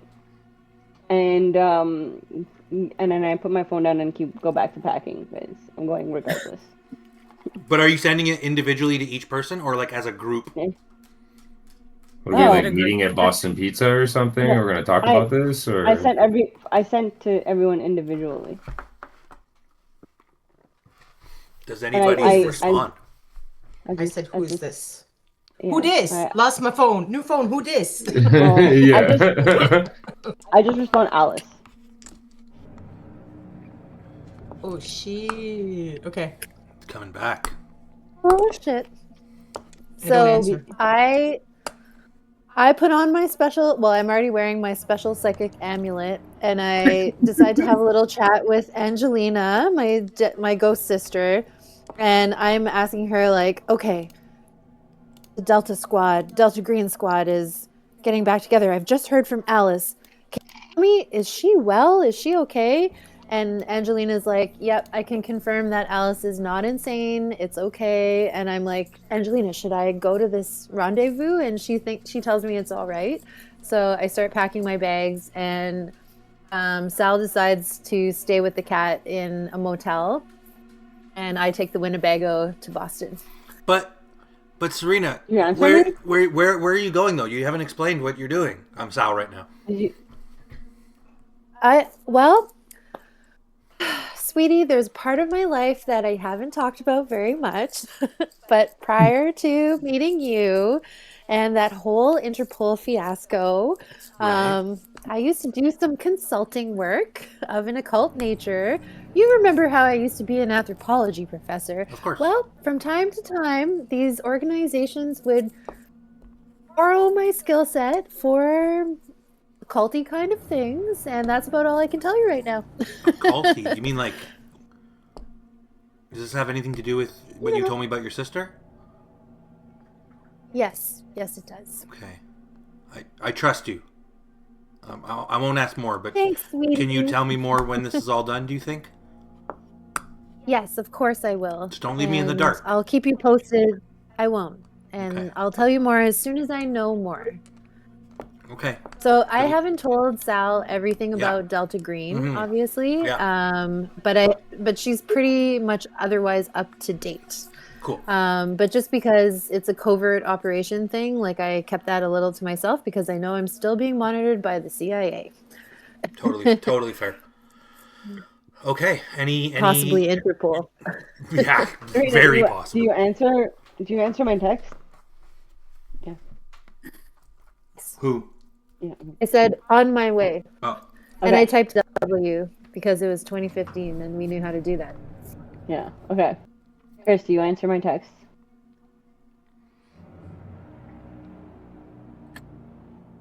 Yes, obviously. Did you roll for that? What? Did you roll? No. I had to unmute. I muted myself for a second. Vera, do you answer me? I said Sal was at a motel, but it's actually an Airbnb because it's 2015 now. And you guys have money. Yes, I have your number because I also was hoping to keep in contact with you, so I know it's you, and I say yes, I'll be there. Okay. It's gonna take me a couple of days though, so Is I it like a group chat? I'm Like, not are we all seeing each exhausted other's responses? No, I kind of just sent them individually, but Oh, okay. after everybody answers, though, I do start a group chat and say I'll be there tomorrow morning, like the next morning. Like, Where are we meeting? I'll be at a hotel tomorrow morning, and I send you guys the address of my hotel in case you guys want to come. I offer up my place to, like, if anyone needs somewhere to stay. Because I'm rich and have a big house. So I mean, if everyone's okay with it, we can kind of fast forward to that meetup at Eileen's house, maybe the day before you're supposed to meet Delta Green at this restaurant, if you want, or you guys tell me what you want to do. Yeah, I say we're at the house. All right. So we arrive at Eileen's house. There's a lot of knives. I've pulled up my Winnebago. Oh, you're with coming? Okay. Not afraid? Ladies, Yeah, I'm not gonna make it first to that. and I have to beyond. drive. So I'll be There's a there. big I'll decal meet on you the guys side at of the it. party. So you're not at this meetup. So just to give like an Alice kind of thing, I permanently have headphones around my neck, and I have cargo pants with an arsenal of tech in every pocket. It's cool. So just letting you guys know, that's kind of like the vibe of Alice. I'm like metal shirt, headphones. You know, I got my. Well, even my in cargo '95, you pants. had headphones, but it was like to a Walkman. Now it's like, Yeah, but now they're noise canceling headphones. Mm. So when I need to focus on something and I need quiet, I blast death metal and I hyper focus in. Vero, would it make if I said that the meetup was the following day, like the day of the meeting, but early, like in the early afternoon? Would you be able to make that instead? It's like a 12-hour drive, so I'd probably do it across like 2 days. And it was 3 days, and you got the letter 3-4 days before. So I mean, you I could. just don't think I'd rush to like Okay. go hang out at Eileen's house either. Yeah, that's Like, fair. I think I'm If just your gonna character doesn't Take the want to scenic do it, route. Yeah. that's totally cool. Okay, so has everyone showed up at Eileen's place? Alice, Chris, and Serena, you've all made it. Eileen, you invite them in, whatever, serve them tea. I don't know. You guys can play it out. You guys can have a conversation. Welcome. Come in. While I in. eat my Make poutine. yourselves at home. I say like. You want some poutine? I went to Montreal recently. I got some. Yeah, I don't know. Come in and I'm like, cool. I don't know what. I'm not a good host. I'm Eileen. Come on in. There's bedrooms upstairs. Choose them. Whatever. If you need to sleep, put stuff away. If you need to take a shower, go ahead. There's lots of bathrooms and bedrooms up there. If you're hungry, there's the kitchen. The grounds are myself pretty a big if you want sandwich. to take a walk. You might see some animals. Yeah. I Okay. make myself a sandwich. I nod. I say thanks, and Welcome. I go. What's You have a room with a desk that I can. Yeah, definitely. Just through there, and I point. Nice. I swoop in with a shawl and I say, hello, everyone. And I'm in full, like, television psychic celebrity mode. And I'm like, oh, darlings, it's so lovely to see you all again. And, oh, I Thank you, Eileen, for your hospitality, but I much prefer to stay in my Winnebago. I have all of my pillows and accoutrements there, but really it's because I'm kind of secretly afraid of them because I've watched them murder a whole bunch of people. Cool. And So I I kind decide- of go, hi, and then like, yeah. That's In kind of, response to that, I roll my eyes and add some Yeah. magic mushrooms to my sandwich. And I roll a hell. 22, so that's a critical. That sandwich slaps. great. So Chris is lying on the floor tripping in the kitchen.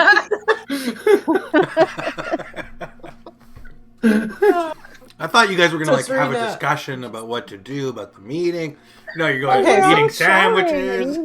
We haven't seen each other in 15 years. We're just establishing Well, that's it. While they're talking and stuff, I'm not like characters. Yeah. I'm about the mission, right? So I'm less about small talk. So I'm making a sandwich. I'm a big guy. I got to keep up my food Calorie intake, intake, right? yeah. So that's it. So I'm making a turkey sandwich or whatever she has. You know, I'm assuming if she has that many rooms, she's got a stocked fridge. So this is like Oh yeah. turkey, bacon, Yeah, avocado, the whole deal. Sounds amazing. So Serena, you seem different.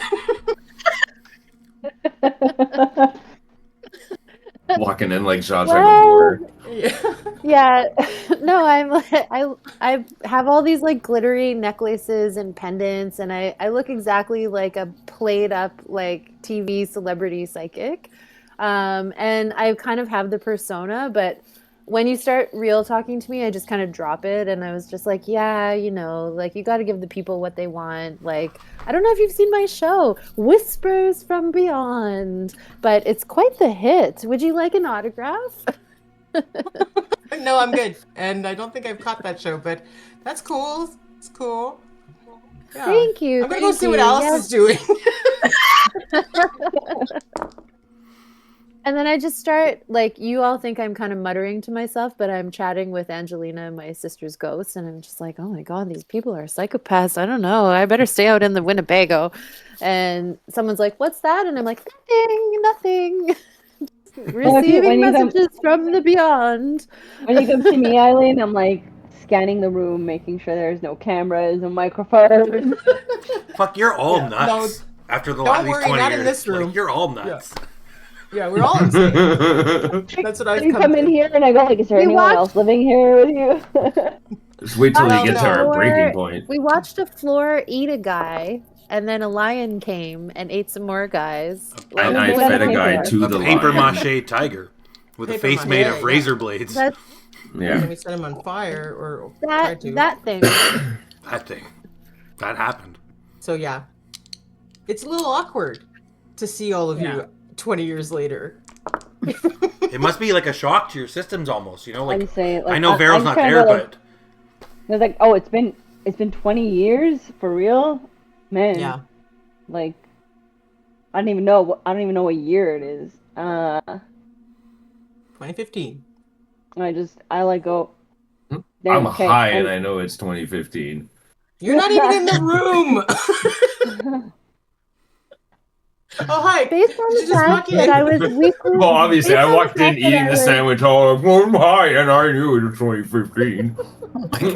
Well, I know what year it was because in 2013 I was named Weekly World News's like top psychic of the year, and that was only a short 2 years ago. So we've starting to all make me invaded the office staying with you. that you're in. I show everybody pictures of my duck. Nice. Oh yes, he is a cute duck. I've met. We are him. making small talk, right? So I'm all like, yo, check it out. I got a duck. His name is Reggie. You know? Chris, that's a really respectable duck. I'm happy for you. Thanks. But seriously, Why have did that any sound of, condescending? have It did. any Yeah, of that you sounded really I'm like. really happy Good for job, you. Chris. You got it. Aw, big man with the small dog. have any of you actually been contacted previous to this meeting, or is this the first time? Not by this Well, darling, organization. I had a spot of trouble with Interpol, so I fear that has harmed my relationships with some of the agencies. So Serena definitely wants to know if anyone has figured anything out from the last 20 years based on all the shit that we saw. So I'm not going to keep doing like the persona voice, but not always anyway. But yeah, she asks all of you, like, have you figured anything out? Did anyone hear anything else about Abby or the Yellow King or anything that we encountered? No, I just read books about like Person and stuff in real life, but also in the game. A little more about the occult. Everything is ghosts. And yeah. Chris is high. Everything is ghosts. That's what I learned, man. Everything is ghosts, man. No, I'm just saying, I've seen some shit and some things, and I wouldn't recommend it. I've come close, but I've never confirmed. I'm wondering where. Where's Sparrow? Yeah, she seemed to have been the most affected by everything in the last time we were all together, so I'm wondering where she is. Can I say that I texted you earlier and you're on the road?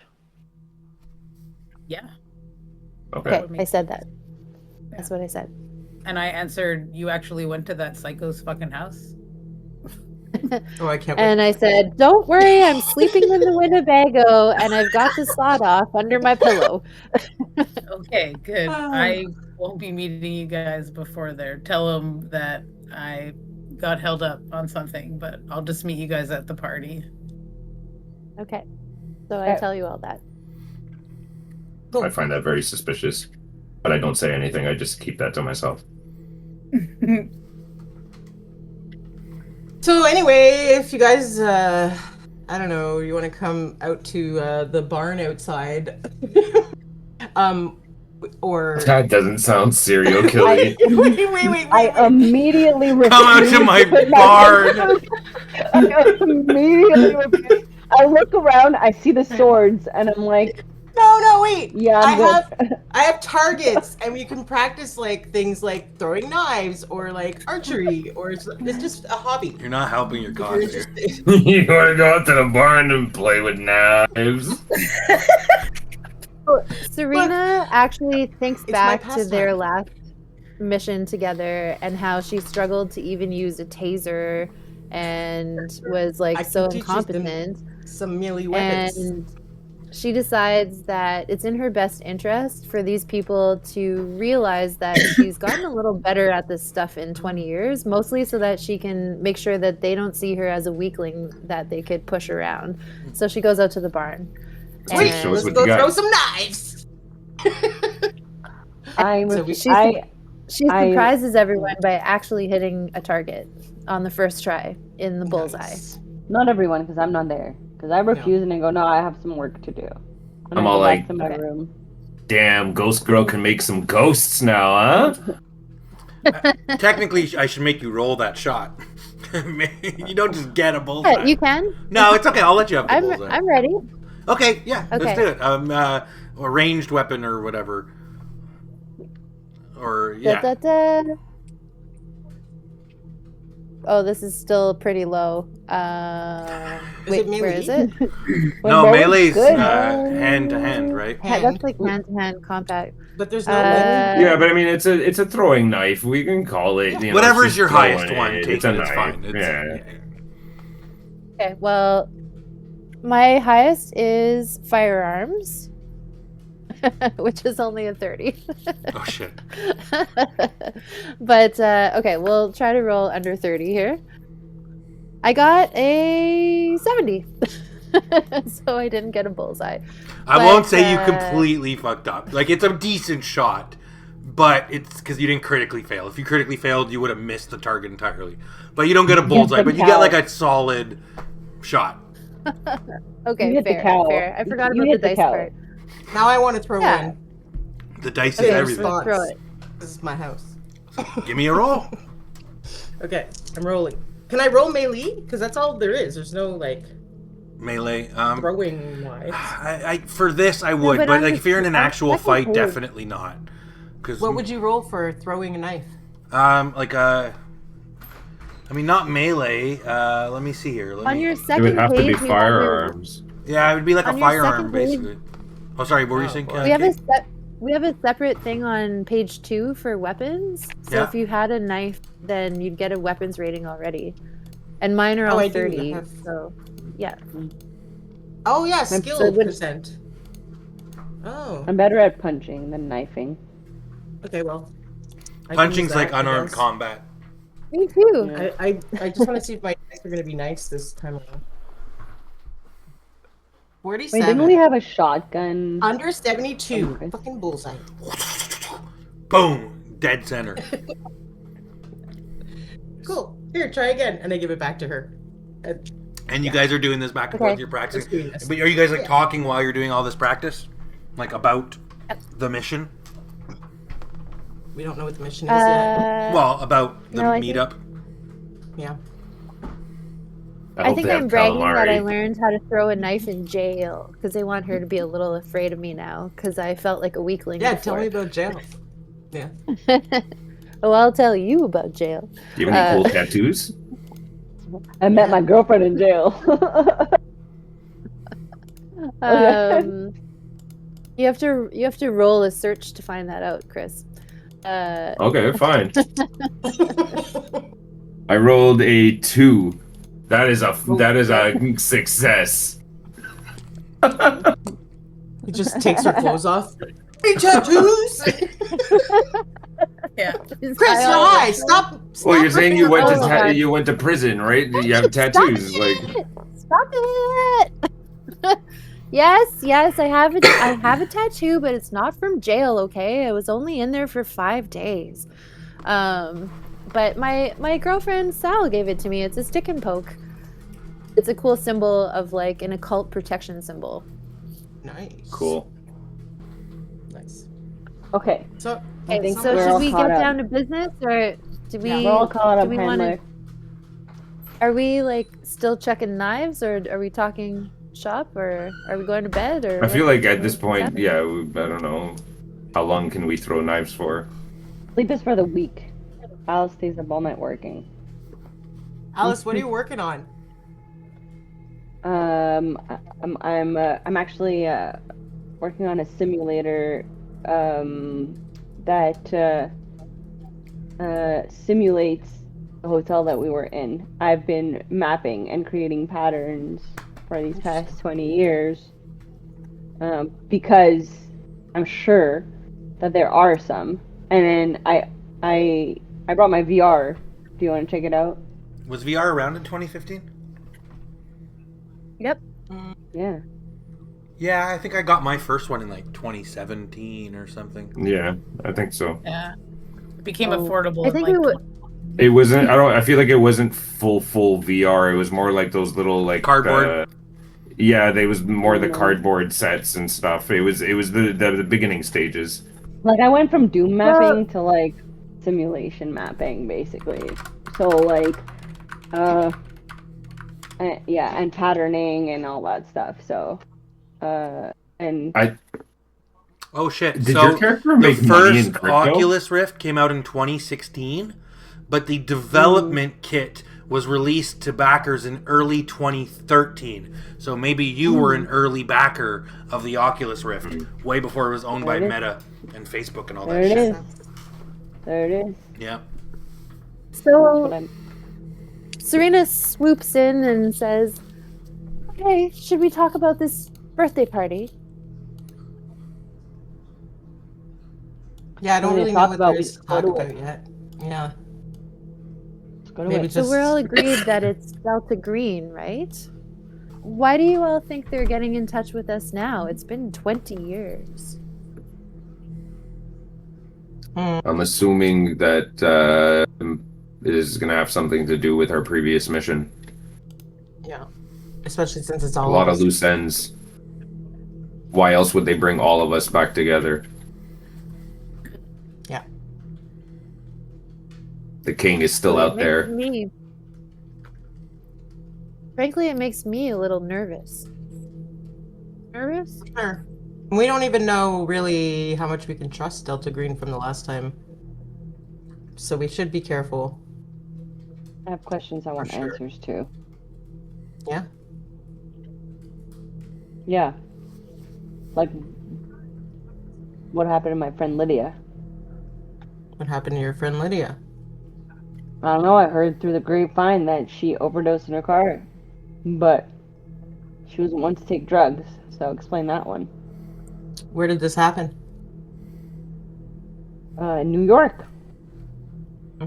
And it was. I It can try to happened. get not long information after- on the if there was an autopsy. Yeah, through that my would be. doctor contacts. That honestly, that would be really great if you could do that. Yeah, I'll try to do that for you. Appreciate it. Fast forward to the meeting, handler. It's up to you guys. You tell me when you're ready. Yeah. I Like, said, what- You guys can. ready. You guys got a whole day. You can do whatever you want, Whole day. or we can fast forward. It's up to you guys. You guys want to go ride some horses? I got horses too. No, I'm just, I'm just making up shit to do because I don't know. I'm so bad at like hosting. Throw knives from horseback? Fuck yes. There's some targets along the way. Kapoo, kapoo. That's like my out of character, like my real life dream is like that would be so awesome. I don't think Serena would be into it, but she's had Okay. her show off moment and she rolled a bad roll. So In other words, I think we're all. She got- I think she got to casually mention prison, so or jail, not prison.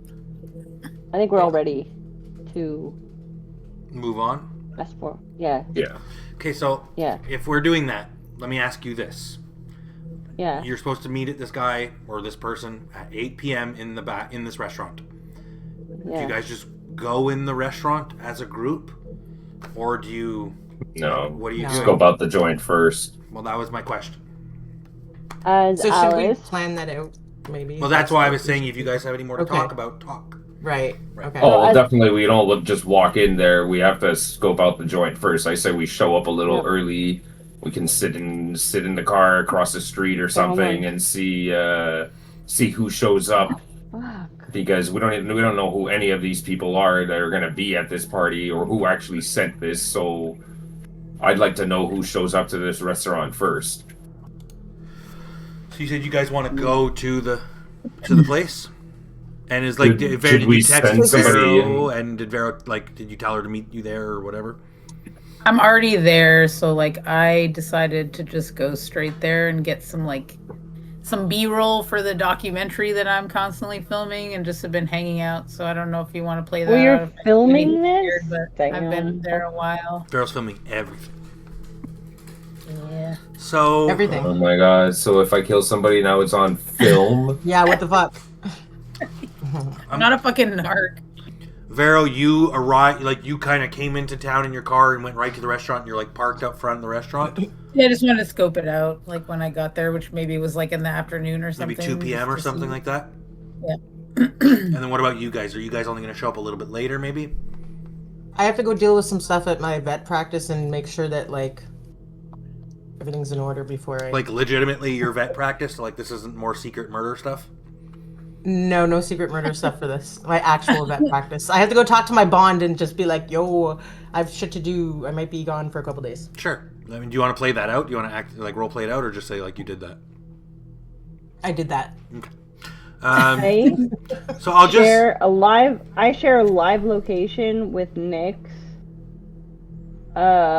just say where you're going. Like, like just candidly, just to be like, just to share a live location. That's all.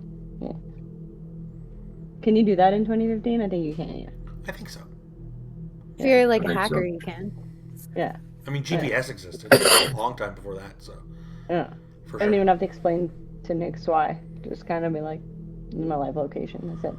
Well, I mean, Vero, you're sitting in your car, you know, scoping the joint, and you just see like you don't see anything strange at all. It looks like a regular restaurant. There's customers coming and going, maybe employees coming and going. You know, it doesn't seem anything strange at all. It just looks like a regular restaurant that's being owned and operated on a regular daily basis, and it's the middle of the afternoon. There's not a lot of people because it's, you know, a Tuesday afternoon, right? Yeah. There's maybe like 2 customers in there. Okay. I mean, I have had a lot of time to think on this long drive about my obsession with this sort of book that I read and all stuff, and now I'm getting an invitation to a party. So like I'm in a way mentally at the moment, but I'm just like hanging out in the car, kind of anxious about meeting up with everybody. Maybe I'm like writing, but I'm mostly just like trying to like calm down and act normal before I meet everybody. I get there a little bit early, and I spot you in your car, and without even asking you, I open your passenger seat and I get into your passenger seat. Wait, so you guys aren't all coming together? You guys are all going separate? Yeah, well, Yeah, that's. I guess so. You all have your own I do. vehicles. I get and there stuff now. early. Yeah, I get there early in hopes to run into Vero, and I spot her, and I go in her car and I sit down, and I just look at you and I nod, and I'm like, "So, have you been scoping this place out?" Yeah. Like this, I brought the cameras and stuff like that. Nothing's happening right now, but this all seems way too weird. Like party, like everyone all of a sudden after 20 years. Like how was it with everybody else? Yeah, I don't know. They were throwing knives or some shit last night, and in the barn. I don't know. There was some horse riding, maybe. I'm not really sure, but everything seems pretty legit. And anything you want to share before we go in? No, I mean wasn't able to really figure anything out. Like I looked up the restaurant, I looked up that name. It doesn't seem to mean much. There's a Delta Green symbol on it. Like I wasn't gonna waste a bunch of time thinking too much. I'm sure they already know I've been sitting out here. Like I just don't really know how to feel about being back in this again. I kind of like look at you, kind of side-eyed, and I take a little too long to say what I want to say, and just go. You've been a big part of me trying to fit that painting of you into my pattern. You haven't in any way maybe gotten anything that could help me put my pattern together. Nothing at all. No, I mean that's what I've been spending all this time looking for, but it freaks me out that I was in that, and that's the kind of thing that scratches at the inside of my brain. No bottles, no nothing. Okay. No. Okay.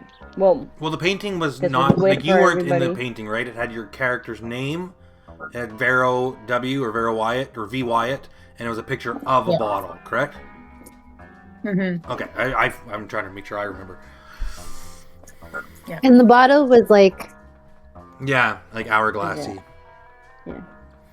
The whole time that they're talking, I've already been parked a couple spots behind Vero. I got there way early because I'm scoping out the joint. I'm on a mission, right? So I've been sitting there with the binoculars and my little spy gear with the, I can hear better with the sonar stuff and the little satellite dish like the, 1960s spy style. Fuck yeah. Yeah. So I'm listening to everything that they're saying, and I'm very suspicious of the fact that she just like jumped into her car and Vero wasn't there last night. She seems to be very keeping to herself so far. She came here early and she's also investigating. So like I get that, but I'm also like, why did Alice just jump into her car? What are they really talking about? I can't really hear too well with my gear, but I am watching you through binoculars, and I'm watching you and the restaurant right now. It's awesome. So we're all friends again. Yeah, no, that's awesome. So you guys don't know he's hiding out and No. spying on you, basically. No. That's Also, my character, like, yeah, he kind of looks the same, but he's 55 years old, so I'm rocking the whole Terminator 2, like Arnold Schwarzenegger with the leather jacket and the sunglasses, but like with a beard, a gray beard, and the whole deal. So Nice. yeah, you probably wouldn't recognize me at first glance until you're like, wait, big muscles, tattoos. Is that Chris? Well, we don't see you, so I guess Exactly, whatever. exactly. Is that Chris's Um, car? But you Well, it's a see different me big when car. I pull in I was gonna say, my I was like, I'm Winnebago. gonna quickly text Serena and be like, Alice just got in my car. Where are you? And you see me immediately when I pull in my giant Winnebago with Whispers from Beyond and a logo on the side, and it's So all low key. Yeah. Oh, God. and I come in with my swoopy capes and say, "Oh, Vera, darling, it's so lovely to see you again." Wow, the persona's even bigger in person. I've caught a couple of episodes. I'm like, Awesome. smooth. I see the van the Winnebago pass, and I'm all like, oh, smooth, so low key. I gotta roll my eyes again and eat some more mushrooms. Oh my god, that's so good. That's Yeah. so good, actually. Well, I'll get out of the Because car, then- start well, taking gear out. and we hug. You guys are all- and yeah. Then I drop the persona a little bit and just become normal Serena again. But I'm not as scaredy cat as I used to be because I'm like 54 now and I've seen some shit and I've had to reinvent myself many times. So I have a lot of confidence. So I'm gonna say now it's been a couple hours since you guys have slowly been trickling in. Chris has been there probably since 6 a.m. Jesus, I saw that car when I got here. How long have you been here, Chris? Long time. All right. Sitting there Glad petting you're a doing duck. well. Still the same? What's new? I got a duck. You want to see him? Hell I'm yeah. gonna show you a picture of the duck. We waste another hour looking at duck pictures and then it's Yeah. time to go in the restaurant. Well, at 7 o'clock, you do see a car pull up who doesn't necessarily notice you because maybe you guys are parked in the back of the parking lot. And he kind of parks on the side of the restaurant. And a man, a normal enough looking man, exits the vehicle, an older gentleman. And he gets out. And if you see him, and he looks like this. That's the man you see get out of his car. And he makes his way towards the restaurant. He enters in, and I mean, you kind of lose sight of him once he's in the restaurant. But he parked on the side, kind of a little bit out of the way, like off to the side instead of like in the actual main parking lot. And it's 7 p.m. Are we going to scope out the car? Oh. I just looked at Chris because he's been creeping. He got out, right? He's in the Yeah, restaurant. he went into the... Yeah. Okay. So like, do you guys think that's Dick Baloney or whatever his name is? Might as well see. Ability. We can head in. Maybe Eileen, is there like a bar we can sit at while we wait or something? Like, I feel pretty weird just standing out here. Yeah. Should we I send mean, somebody in looking like a probably waiter go and in- you know? They could probably seat us even. It's a small restaurant, and I believe he said we were in a private room for this. If not, they'll maybe let us just sit somewhere else while we wait. Probably we can Okay. find out. Should a couple I of us go in personally- and maybe a couple of us check out the car? Yes. Yeah. Yeah. I Honestly, love I- my car. So better being in the room before whoever we're meeting gets there, just so they don't have time to pull any fast ones on us, you know? Yeah. So, That's what I'm thinking. I'm thinking we all just go in. Let's just go is everybody armed right now? Is everybody at least have some sort of weapon just in case something happens here? Yeah. Yes? Good. hmm Yep. No? Do you want something? No, thank you though. Great. Well, All right, you guys head in. I'm just gonna do a quick walk around the restaurant and check out the car. Like, we don't want to do Cool. that. I'll come with you. Yeah. All right. All right, I link somebody arms stay with with her. Eileen and go, wow. So who would've 3 of you thought?" are going into the restaurant, and 2 of you Yeah. are going to go check out the car that this random man just left on the side of the restaurant. Not like we don't need to like just super gonna walk crazy. around. I just want to like I figure we can just walk around the restaurant like in Yeah. like and not even really stop. I'm just curious to see if Check like, out our surroundings. Okay, we haven't so walked around the restaurant. I'll let them get into the Scope out restaurant. exits and stuff. When you guys do like a little walk around the restaurant, they're already inside now. Maybe they're Yeah. And as I described earlier, there's the main entrance, and then there's the back entrance that leads to where the kitchen is. That's it. And if you walk by this car that this random man that I showed the picture of got out of, you see it's a 2010 Ford Escape. And it has a Massachusetts State Police sticker and a parking permit for the Massachusetts State Police building. So he seems to be a cop. Ah. Okay. I text Serena. Interesting. Hey, Serena, do you tell us that it's a cop?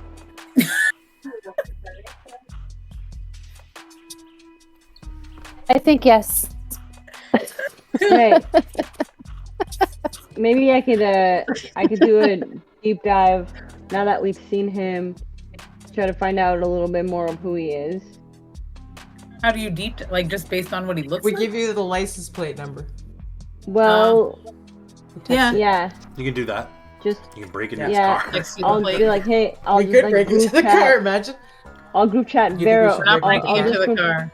Okay, we won't. Breaking into a cop car. Where was the Great. license Walk a bit plate? further away from the car. It's and, not a like, cop Yeah. car. Yeah. It's a civilian car with cop stickers on it. But Yeah. like Right. parking stickers, so like he clearly Which makes he it at a least cop works car. It's a at the cop police car. station. It's a cop. Who knows? car. Maybe he's just the Undercover. the Undercover. secretary. But But not really well. Yeah. Cop car. So I got the license plate or not? Yeah. Okay, yeah, I'm gonna I do- don't have it, so make one up. But yeah, Blah blah blah blah. I'll do Yeah. deep search and see if it matches. but wait, with aren't me, you like, if I inside the can get- restaurant right now? But we Yeah, texted but I'm it. on my laptop at the bar. So you guys haven't gone to the back room where your party is supposed to be. No, You've just I'm at gone the in. bar. I'm at the bar. Yeah. Or a bar they can kinda- just be sitting at in the front. Like, Yeah, I mean, Yeah, like there, yeah. it's like a main My restaurant, laptop. but you can go up to where there's and just say like, hey, can we get a couple drinks? We have a meeting here in an hour. So when you do that, the person in the front, who appears to be like a middle-aged, like Spanish or Mexican man, says like, "Oh, you guys are the Zaloni party? Because you're someone's already there waiting for you guys in the back room. You want me to seat you, or do you want to stay out here and have a drink first? I know it's a little Give me early, 5 but minutes. you guys could go in if you want." Give me Okay, 5 so I minutes. text Vero back and tell her what you just said because she's outside. Oh. Yeah, we're just waiting for the rest of the party. Okay, yeah, And I no keep problem. doing that You guys first. want any drinks, anything like that? I can get you something while you're waiting. Yeah, just say wait. You guys Oh, have a sourdough okay. cocktail? I don't know what the hell that is, man. Sourdough? Whatever, just a shot of whiskey. All right, coming up. Fucking weird people since yesterday. Yeah, so you guys are there. The person in the back doesn't know you're there because he's in the back room. It's a closed room. And you guys have been texting to each other. You know that there's a car out front and he's a police car. Do we see the man in the photo in the restaurant anywhere? That's the man you saw walk in to the restaurant out of the Yeah. car and now he's not there, but you know someone's in the back room Yeah. for your Probably party, not. so you're We'll just assuming kinda make sure. this guy is the guy. Yeah. That would be the logical assumption, that this is the guy that's meeting you in the pack room. Before we go in, can I just use my alertness, make sure like there's nothing or nobody else kind of nearby, like watching us or anything? Like you and Vero? Yeah. Yeah, absolutely. Give me an We're alertness. still outside, so. What's your alertness, Pharaoh? Is it high? I have a really high alertness. I No. failed. 55 I'm over not really 50. high. That's a Mine's a critical 20. I fail. could try just for fun to see what I get. Please but, do. yeah, Please do. Likely. I failed. Yeah, 78. Like, no. Oh, I'm gonna say, from what you can tell, there's no one around. So we're going to peek Okay. in the car. We're so fucked. Yes, do that. You're gonna peek in the car, You know, peek in the car. like just through the window. Yeah. You peek in the car, There's a dildo. Sorry. But stuff. Does it fit in your butt? Is it a nightstick? He's like, hot. You see a box in the back seat. A little bit of column A, a little bit of column B. Time to stealth. You see a box in the back seat, and you can't fully read it because of the angle through the window, but you kind of make out the lettering that says the words FBI. Or the letters. I'm FBI. filming this with my camera as well. But just there's because more writing, but you don't have, from the angle, that's all you can make out. Can I try to break into the car? No. Yes, you Oh can. my god. Just gently. again. Like, just pick the lock. You just said she's not I gonna don't get think in there's an trouble. alarm on this car. But she also I'm critically saying failed this her to alertness roll when I said that. being like, this is, 2015, man. it's been 20 years. Okay. I just I'm look at better you now. and I turn off the camera and I'm And like, she's already there's no super other mad at my way- existence. then All right, do you want to try and break into this car? There's an FBI Yes, box. I do. Okay, what do I use? Give me a dexterity Stealth? roll, I think. You're going to try, I would say dexterity to try and jimmy the lock. Okay, dexterity 70. Let's do this. Oh, shit. 63. woo, There it is. You manage to, I don't know, maybe you had like a paper clip or something. I have things. You know, I'm a murderer. and I know you how to break you into get people's open houses. you get the car door open. No alarm goes off. No one Crazy. from around, as far as you can tell, no one's being alerted to this. Right. And Did Vero walk away? no, I'm still here. I just You turned just off the kinda camera and like stood back and then I'm like, okay, I'll edit that part out. And then I Please turn do. it back on because now the door's open. No. the doors are unlocked. Okay. There's all you, at first glance, you can do a full deep search of the car. You can check the trunk, the glove compartment, whatever, blah, blah, blah, blah you want. But there's this box in the back seat. I just want to look in the box. What's in the box? Well, What's in the box? And then I'm, so, Open the box. before you even open the box, you turn it around to get the full writing of what it says, right? And it says, evidence, FBI, August 10th, 1995. Right Knew it. A. Knew it. Right. It's our box. Right, A? Like the name Wright, WRIGHT, and then the letter Abigail Wright. Abigail Wright. And you believe this may be your evidence box from I take it. 1995. And I go in the restaurant. We are going to take With a it. break. What? We're going to take a 5-minute Yes, we break are. I with gotta that. We're taking a fiver. okay. Yeah. All right. So, Evidence box in the there's car. 3 of you indoors having a drink. You're not in the actual meeting yet. It's like 7:15. The meeting's technically only at 8. Vero and Eileen, you're outside. You just broke into this man's car and you found an evidence box dated August 10th, 1995. Abigail Wright's name on the box. And I take You it decided and go to into the Take restaurant. it. Do you bring it in the restaurant with you or do you go put it in your car first? No, I bring it directly into the restaurant. You with don't me. open it first? Nope. Bringing it in the restaurant to everybody else at the bar. Okay.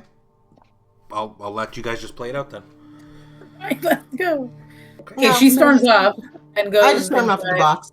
Yeah. Yeah, and I'm like, okay. I like peek in the car, do a quick search before I close the door. Open the That's trunk. in the main Open just entrance area. There's nothing else that you can see. Oh, I see. I'm too Pop the trunk. paranoid, so I'm just gonna Pop the trunk. Yeah. close the door and head inside. Okay. But like not with her, but like behind her. Behind me. Sure. But then I realized as I'm getting to the restaurant that I didn't check the trunk, and I turn around and I hand her the box, and I go back to the car and open the trunk. Okay. Yeah. That's what I do. So you go in, Here, you pop hold the this. And I pop Now I'm the trunk. holding the box that we stole from Holding the box. What the fuck am I supposed to do with this? Eileen. I'm sorry, Vero. Just hold the box. It's fine. You pop the trunk Okay, so you. and it's empty. Except Is- there's some loose papers there's like 2 loose papers that look almost like napkins. Oh, You don't see anything on them unless you like pick them up. Yeah, I picked them up. Okay. So you look at these napkins and you find something that you recognize. You find these napkins that have pictures on them. One marked Escriba The and missing one napkins. marked scribe. Leo. Mm. And they're the same napkins, except now they have like a gasoline or like oily stains on them. Okay. And is there anything else like under the? Is there any compartments? The trunk, other than that, that's all there is. The only compartment you could think about would be like the glove compartment. Yeah. But I mean, you find Nice these work. napkins, and I just put them up Right. on the screen. GBR. Oh shit. Oh, the Gateway Bridge shit! restaurant. Okay. All right. So that's what you find Okay. in the trunk. Cool. So I take a peek in the glove box. In the glove box, you find some insurance papers, like the car insurance papers, Yeah. made out to the name Elias Barbas. Barbas. Text it to the group chat. Elias Barbas, He's age 60, age 60. and it gives you his street address, Street address. which is 919 4th Street, Medford, Massachusetts. As she's texting it, I'm researching it. So you start like looking Alright. up this person, an Elias Barbas. Yes, I do. Is there anything else in the glove compartment, or can we go back? There's nothing else in the glove box. I Okay, use cool. computer And it does say science. occupation police, like police officer. I use computer science. What's his name again? Oh. Elias? Barbas. Barbas. You, looking him up, you do find one thing, just at first search, and like as I said, you can look a little bit further into the stuff later, but at first glance, you do find out that recently he was put on administrative leave. Mm. The details for which you are Was it like unaware. news article?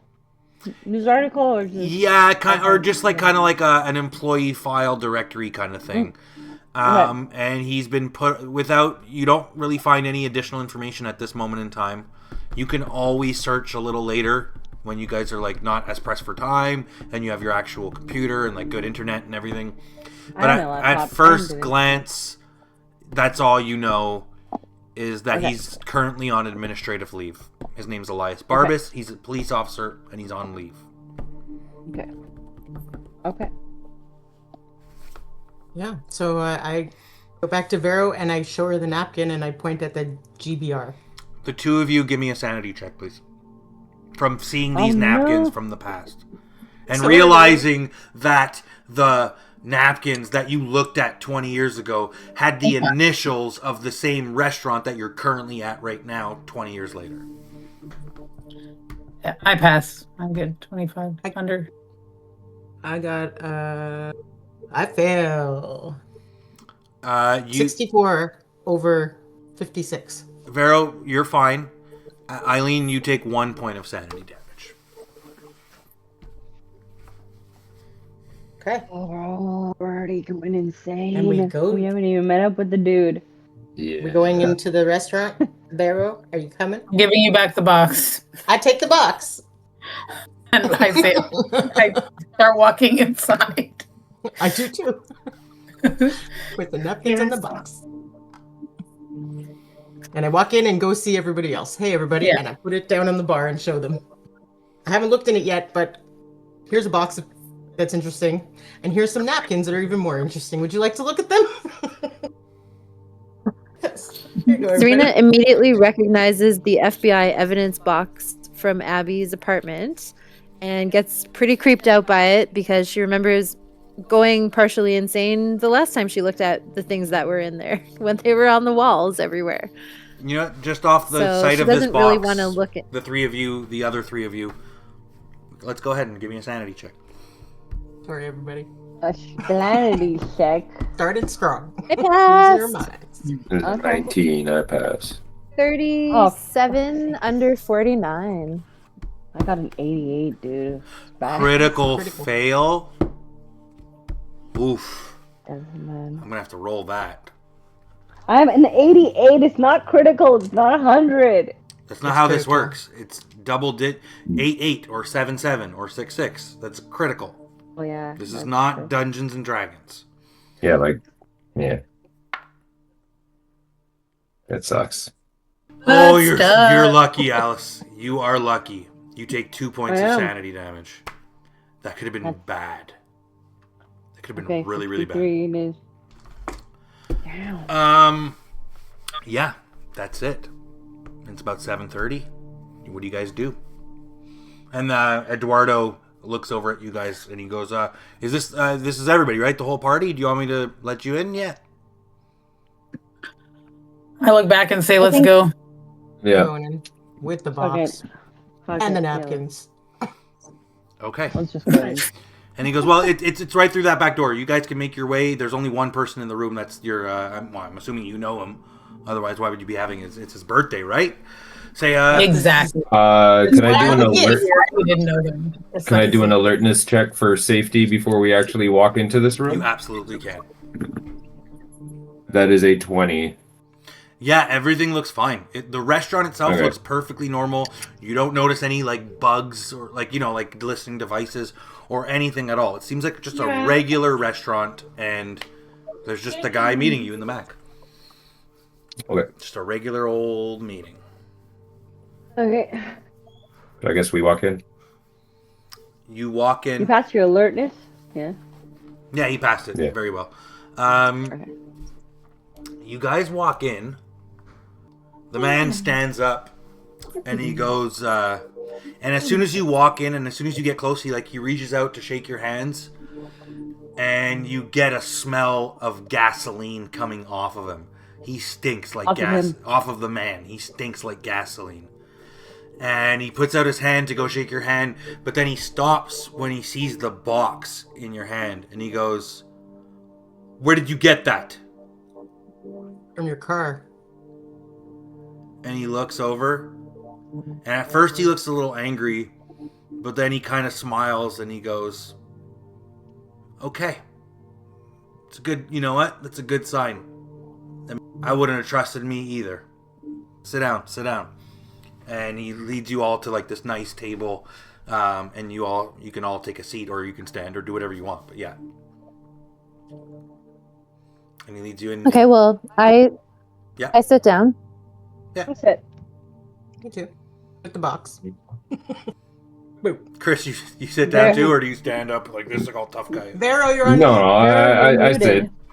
No. Yeah, you were on mute. I don't know what you Darn. said. Oh, what did you say? I just say I sit down and say happy birthday. Right. Look at him. And he kind of smiles.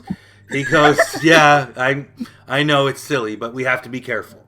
I'm sure you completely understand that. You guys have experience."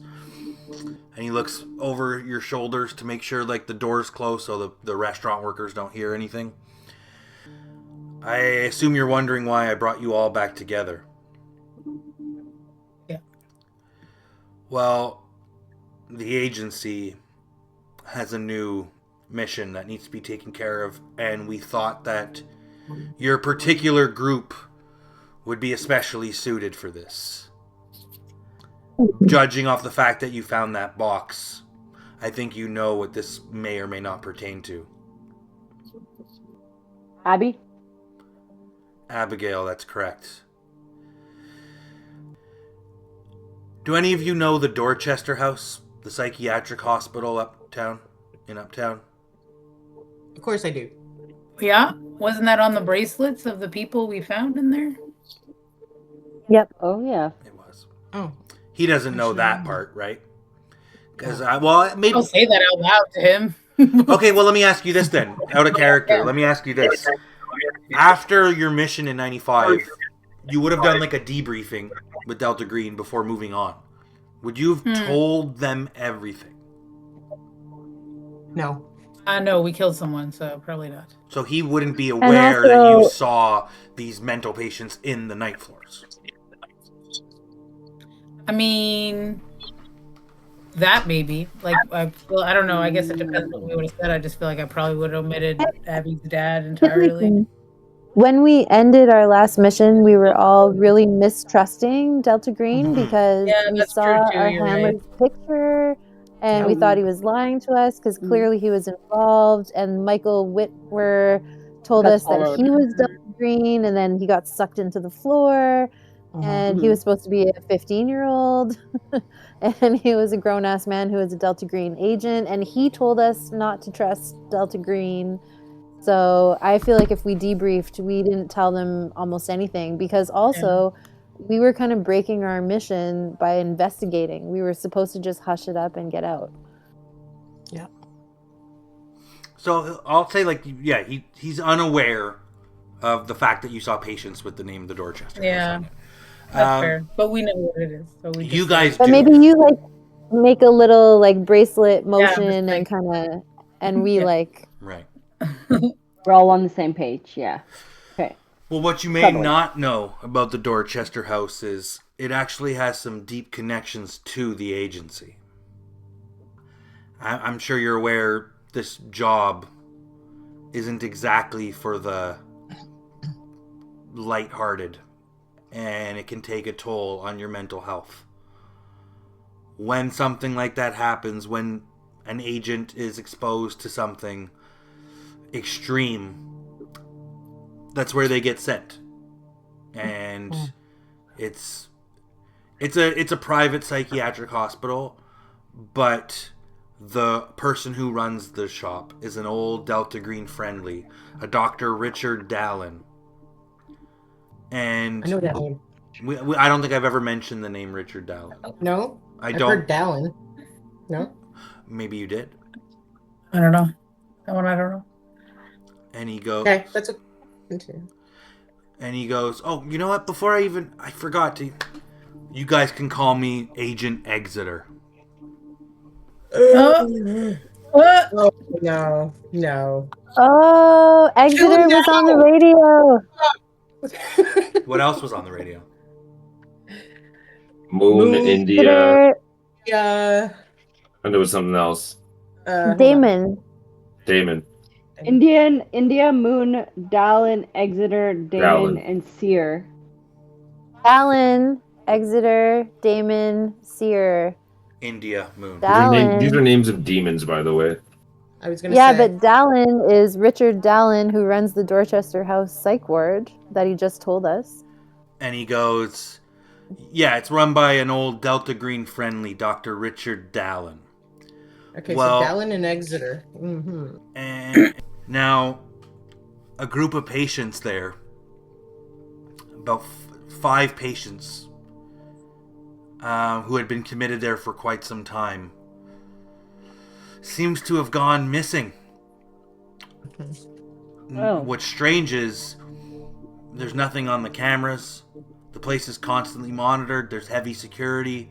No one saw anything. It appears they just disappeared off the face of the earth. Now, What are their names? I can give you a list, actually. I do have a list of their names.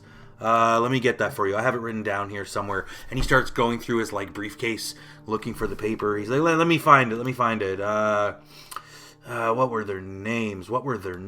And he pulls it up, and there's the names. Lawson. One of them is Cloris. Oh, fuck. Yeah, Our our friend. girl. We tried to save. No, she's not on the list though. No, none of them are. These are No, 5 these are all- names that you've never heard before. But apparently Nope. these are the 5 people that have gone missing from the Dorchester House. Okay. And he goes... This Sorry? writing looks like Or the 6. exemplar writing, Yes, it does. like a lot. You want me to pull it up?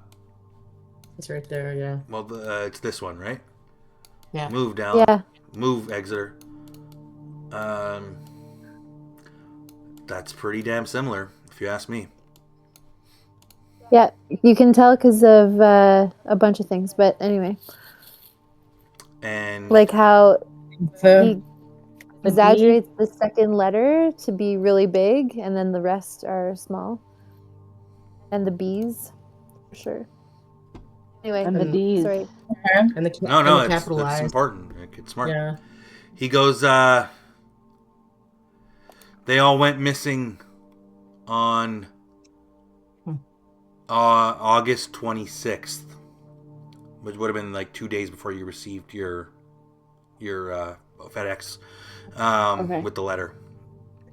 He goes, the police haven't been informed or been alerted to this. I mean, I'm a police officer in my day job, but I'm aware because of my DG connections. Yeah, they went missing, and it appears they just disappeared off the face of the earth. Now, They go missing? I'm sorry? What day did they go missing? The 26th of August. Okay. And he goes... Michael Whitworth's flight was June 6, 2015. To What? Boston. To know.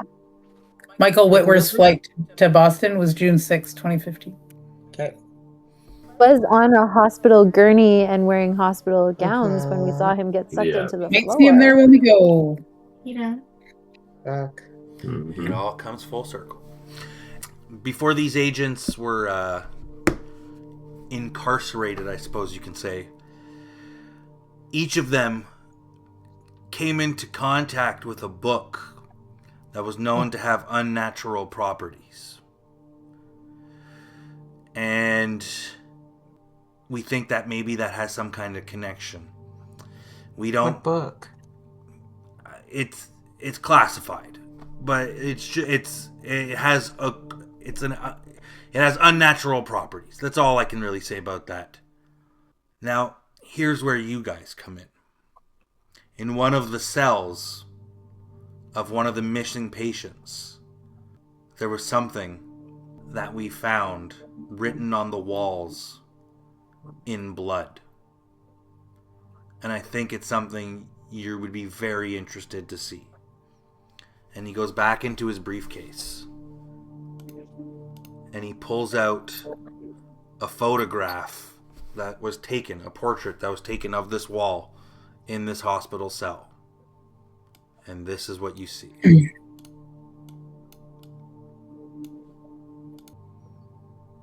Hey.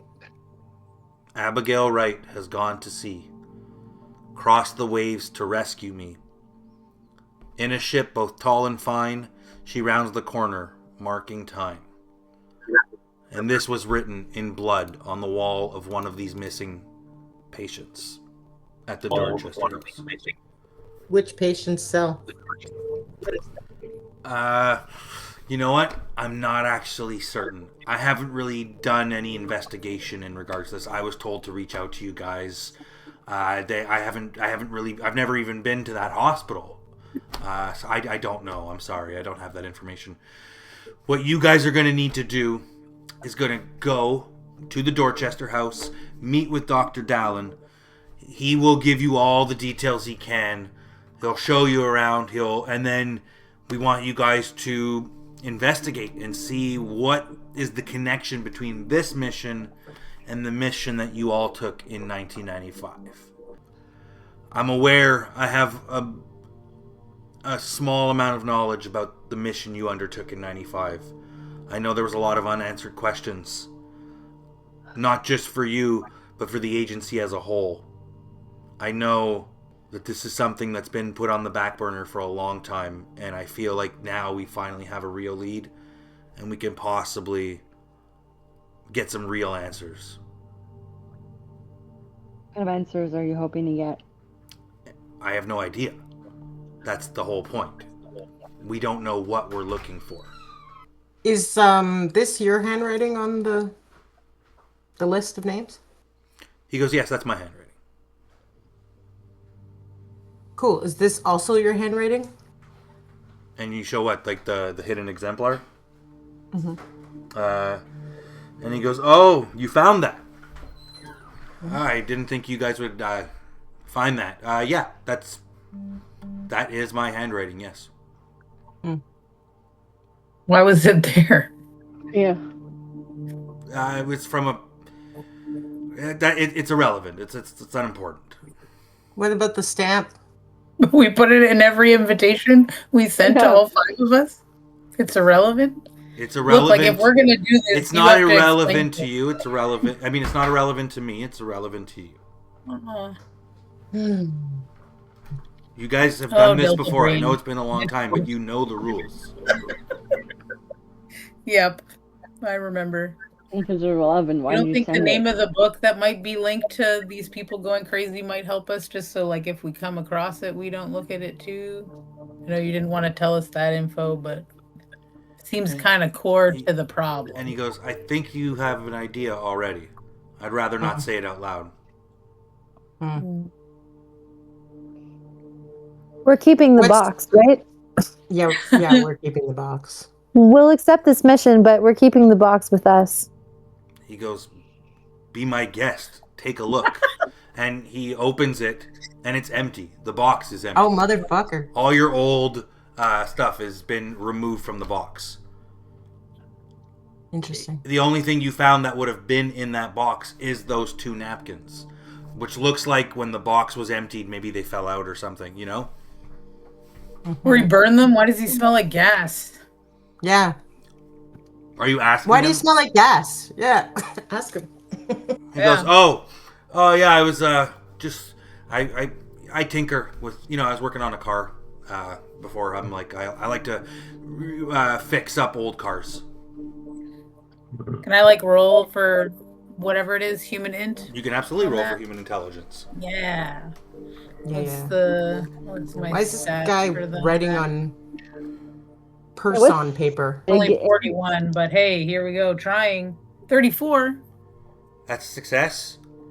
You have a strong feeling that he is lying. Yeah, fucking knew it. This fucking thought demon so. piece of shit. Kill him! He works on Sorry. he works on cars. hmm Yeah. In his spare time. But he drives an old like Ford Focus from 2012 or something. 2010 and it's Yeah. 2015. It's not that old. It's a 5-year-old Yeah. car. Still, He's not gonna tell us anything. Oh yeah, about but he that. like if he's like fixing up old classic cars, why is he driving around in a 2010? Yeah, Ford I'm Focus? driving around in my like 1967 black like Chevy Impala or some shit, and I'm like, oh, so you like cars? Yeah, absolutely. I love cars. Why are you driving a fucking Ford? Sorry. It's the car I use for work. I'm not gonna. I'm a cop. I get in car chases and shit. You think I want to mess up one of my nice cars? Friends Okay. don't let friends drive Fords. I actually drive a Ford in real life, so shh. Okay. so I actually drive a Ford too. So just for the record, Speaking- I bought it because speaking it was cheap. Yeah. But being lesbian, Serene- I drive Subaru. Nice. Yes. Serena seems really distracted, but Yeah. he starts talking about cars, and she says, "Oh, I don't really like to work on cars. I prefer paper mache. Do you ever try paper mache?" And he What does goes, he say? no, that's never been one of my interests. Maybe when I was a kid, I guess. It was a And long she time ago. whispers to Vero, "Paper mache lion." And he goes, so yeah, besides that, he goes, there's one other thing I have to give you guys before I let you go. Actually, 2 things. I'll give it to you right away. And he pulls out of his briefcase 2 more things. Now, this picture, he doesn't pull out a picture of this man. He pulls out like an old stat phone that looks like that, like one of those kind of phones. And he goes, yeah, you can use that to contact the agency at any given time. If you need any updates or you need to provide any updates, you use this phone only. And Like the phone that was in the car of our old it is. little boy. It is, absolutely, yeah. And he says, you What's just on the dial 616 on the phone if you need to contact the agency, but try to keep communications to a minimum. Definitely, that phone definitely gets my attention.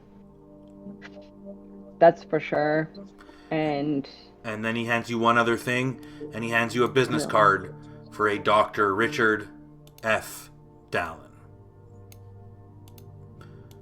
And he says, yeah, just make your way there. He'll be expecting you tomorrow. And just interesting quote. figure out whatever Yeah. you can. I have another question. Is there something inside that note, like when you unfold it? Oh, wait, actually, you know, maybe there is. There's so many fucking clues in this game that it's easy for me to miss some. Can I play with the phone while you're doing that? You can I absolutely. want to I grab the phone and I start messing with it, pressing all kinds of buttons, trying to dial all different numbers, trying to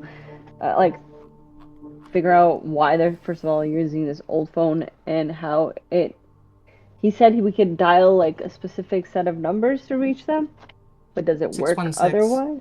Yeah, does it work otherwise? Like, if I dial another number, is it connected to the regular network? I'm trying to figure all these things out.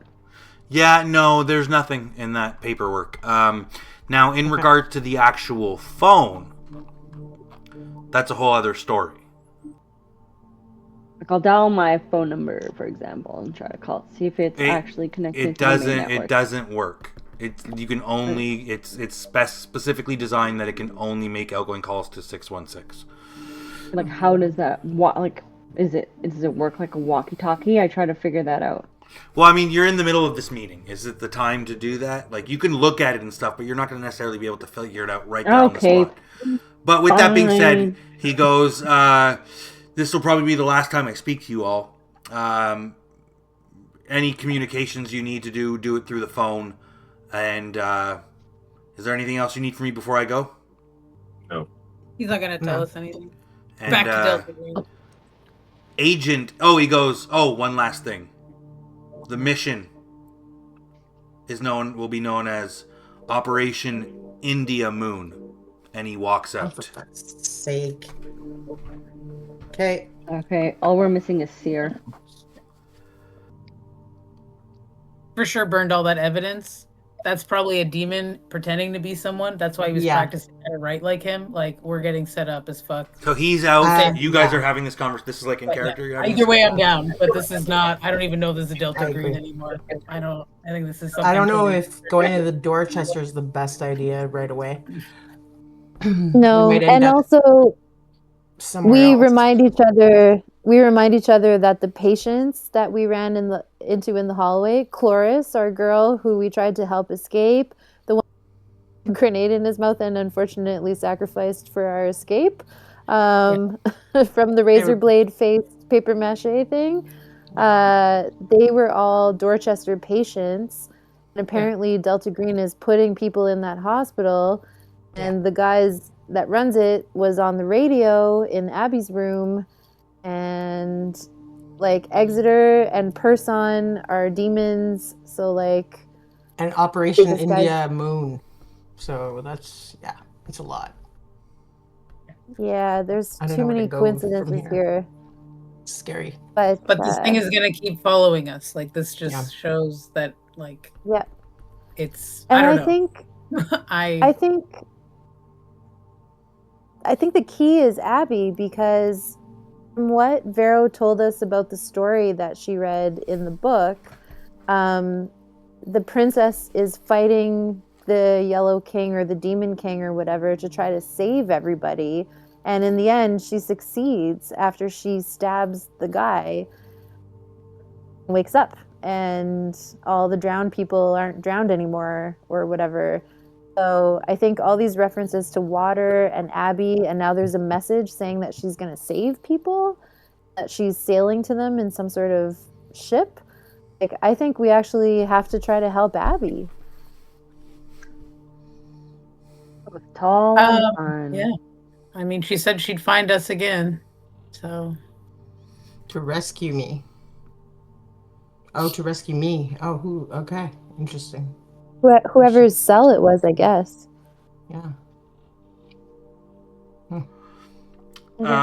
While you're all having this conversation, Alice is like looking at this phone, right? You're kind of investigating it. Yeah. Give me a search roll. I search. I amped up my computer science for a reason. Okay. Search 63. I got 39. That's a very good success, right? You do see a logo on the picture of the phone, like on the back of it, like a company logo, and it's Sear Inc. There you it go. is. Can I research Sear Inc? Like you're looking it up. Yeah. Deep search. You look it up. There's no company on the internet that you can find under the name Sear Inc. The only information you find under Sear is the fact that something you already knew. Sear is a demon in the Ars Goetia. Yep. And the description of him, if you guys were unaware, I'll just read it out since I have it in front of me. Sear is a prince of hell with 26 legions of demons under his command. He can go to any place on earth in a matter of seconds. So he can go to any place on earth in a matter of seconds to accomplish the will of the conjurer. Bring abundance, help in finding hidden treasures, or in robbery, and is not a demon of evil, but good-natured, being mostly indifferent to evilness. He is depicted as a man riding a winged horse and is said to be beautiful. So he can be bribed with money. Find treasures. Interesting. Yeah, maybe Alex, he's helping in that he did that. Who knows? But that's some mimic shit. I did a lot of weird Appalachia stuff. That's someone pretending to be a person that's not. Yeah. Skinwalker. Yeah. But, like, I still need to understand. well, you look If it back is- at it. if- Just one yeah. quick sec. You look back at it now, and the logo that said Sear Inc. I don't know. You don't know if it's playing tricks, if your mind's playing tricks on you or not, but you didn't notice this before. The logo now has the image of a small, like, rider, like a person, like, riding like a horse, which was not there earlier. Kaylee knew all along there was gonna be horseback riding in this shit. How'd you know? Pretty. Luckily, I know how to ride a horse. I keep staring at it, examining it, waiting to see if it's going to change again. It doesn't. It looks like that's what it's always been that. And give me a sanity check, please, Alice. Oh, phew. 21. Is that a success or a fail? Success, obviously, It's right? a success. That you don't take any sanity damage from that. You keep searching through Google, trying to see if you can find more information on Sear Inc. And you're scrolling and scrolling and scrolling until you get to literally page 30 of Google searches. And then you finally do find something. You find this PDF file that you click on and open, and it's called Mental Illness in the Workplace and Beyond. And then it seems to be like some kind of an instruction manual on dealing with mental illness in a corporate setting. In a corporate setting. Okay, which mental illness? Like, what does that mental illness look like? Does it say how to spot it? Does it say symptoms? This is some of the information you find. And Alice, why don't you read it out to us? Here are a few examples of entries in the workbook section. Ophelia is a secretary for Sear Inc., who has become preoccupied with her home renovation. All discussions are about the renovation, and no discussion at work can pass without her referencing the subject. Her manager reports this behavior. Do you? Multiple choice answers. Maximo F. is a regional manager for Sear Inc., who has had a psychotic break due to the death of a loved one. He reports to Human Resources that invisible spiders are infesting his workstation. Do you? Multiple choice answers. But Abigail and Abigail- Mark. Abigail W., a regional manager for Sear Inc., fails to show up to work for 2 weeks. When she finally arrives, she claims to have traveled to a foreign country to marry a king, but her demeanor is disheveled, and many say she is not herself. Should you report this to mental health services? Yes or no? Mark R. is a salesman for Sear Inc. electronics line. Multiple reports from hotel managers indicate he is carrying a porcelain doll with him everywhere he goes and speaks to it when no one else is present. His work does not seem to suffer. Do you? Boop, boop, boop. So Anyways, that's all. That's what you were able to find in this random PDF. Max, 40 pages into Google searches. 40 pages into Google searches when you looked up Sear Inc. So Abigail and Mark used to work for Sear Inc. Like Mark the salesman with the I think briefcase it's that we kept seeing walk around, and Abigail W. That's okay, interesting. I take a screenshot, post it in the group chat, and I send it to my friend Nick to be like, to try to do like keep. I send stuff to Nick to just be like, hey, deep search this while I'm busy doing my thing, and Nick never asks any questions, and they just kind of do that thing for me. But this is sorry, this was when I was looking at the phone. I still don't understand if it isn't using the main infrastructure.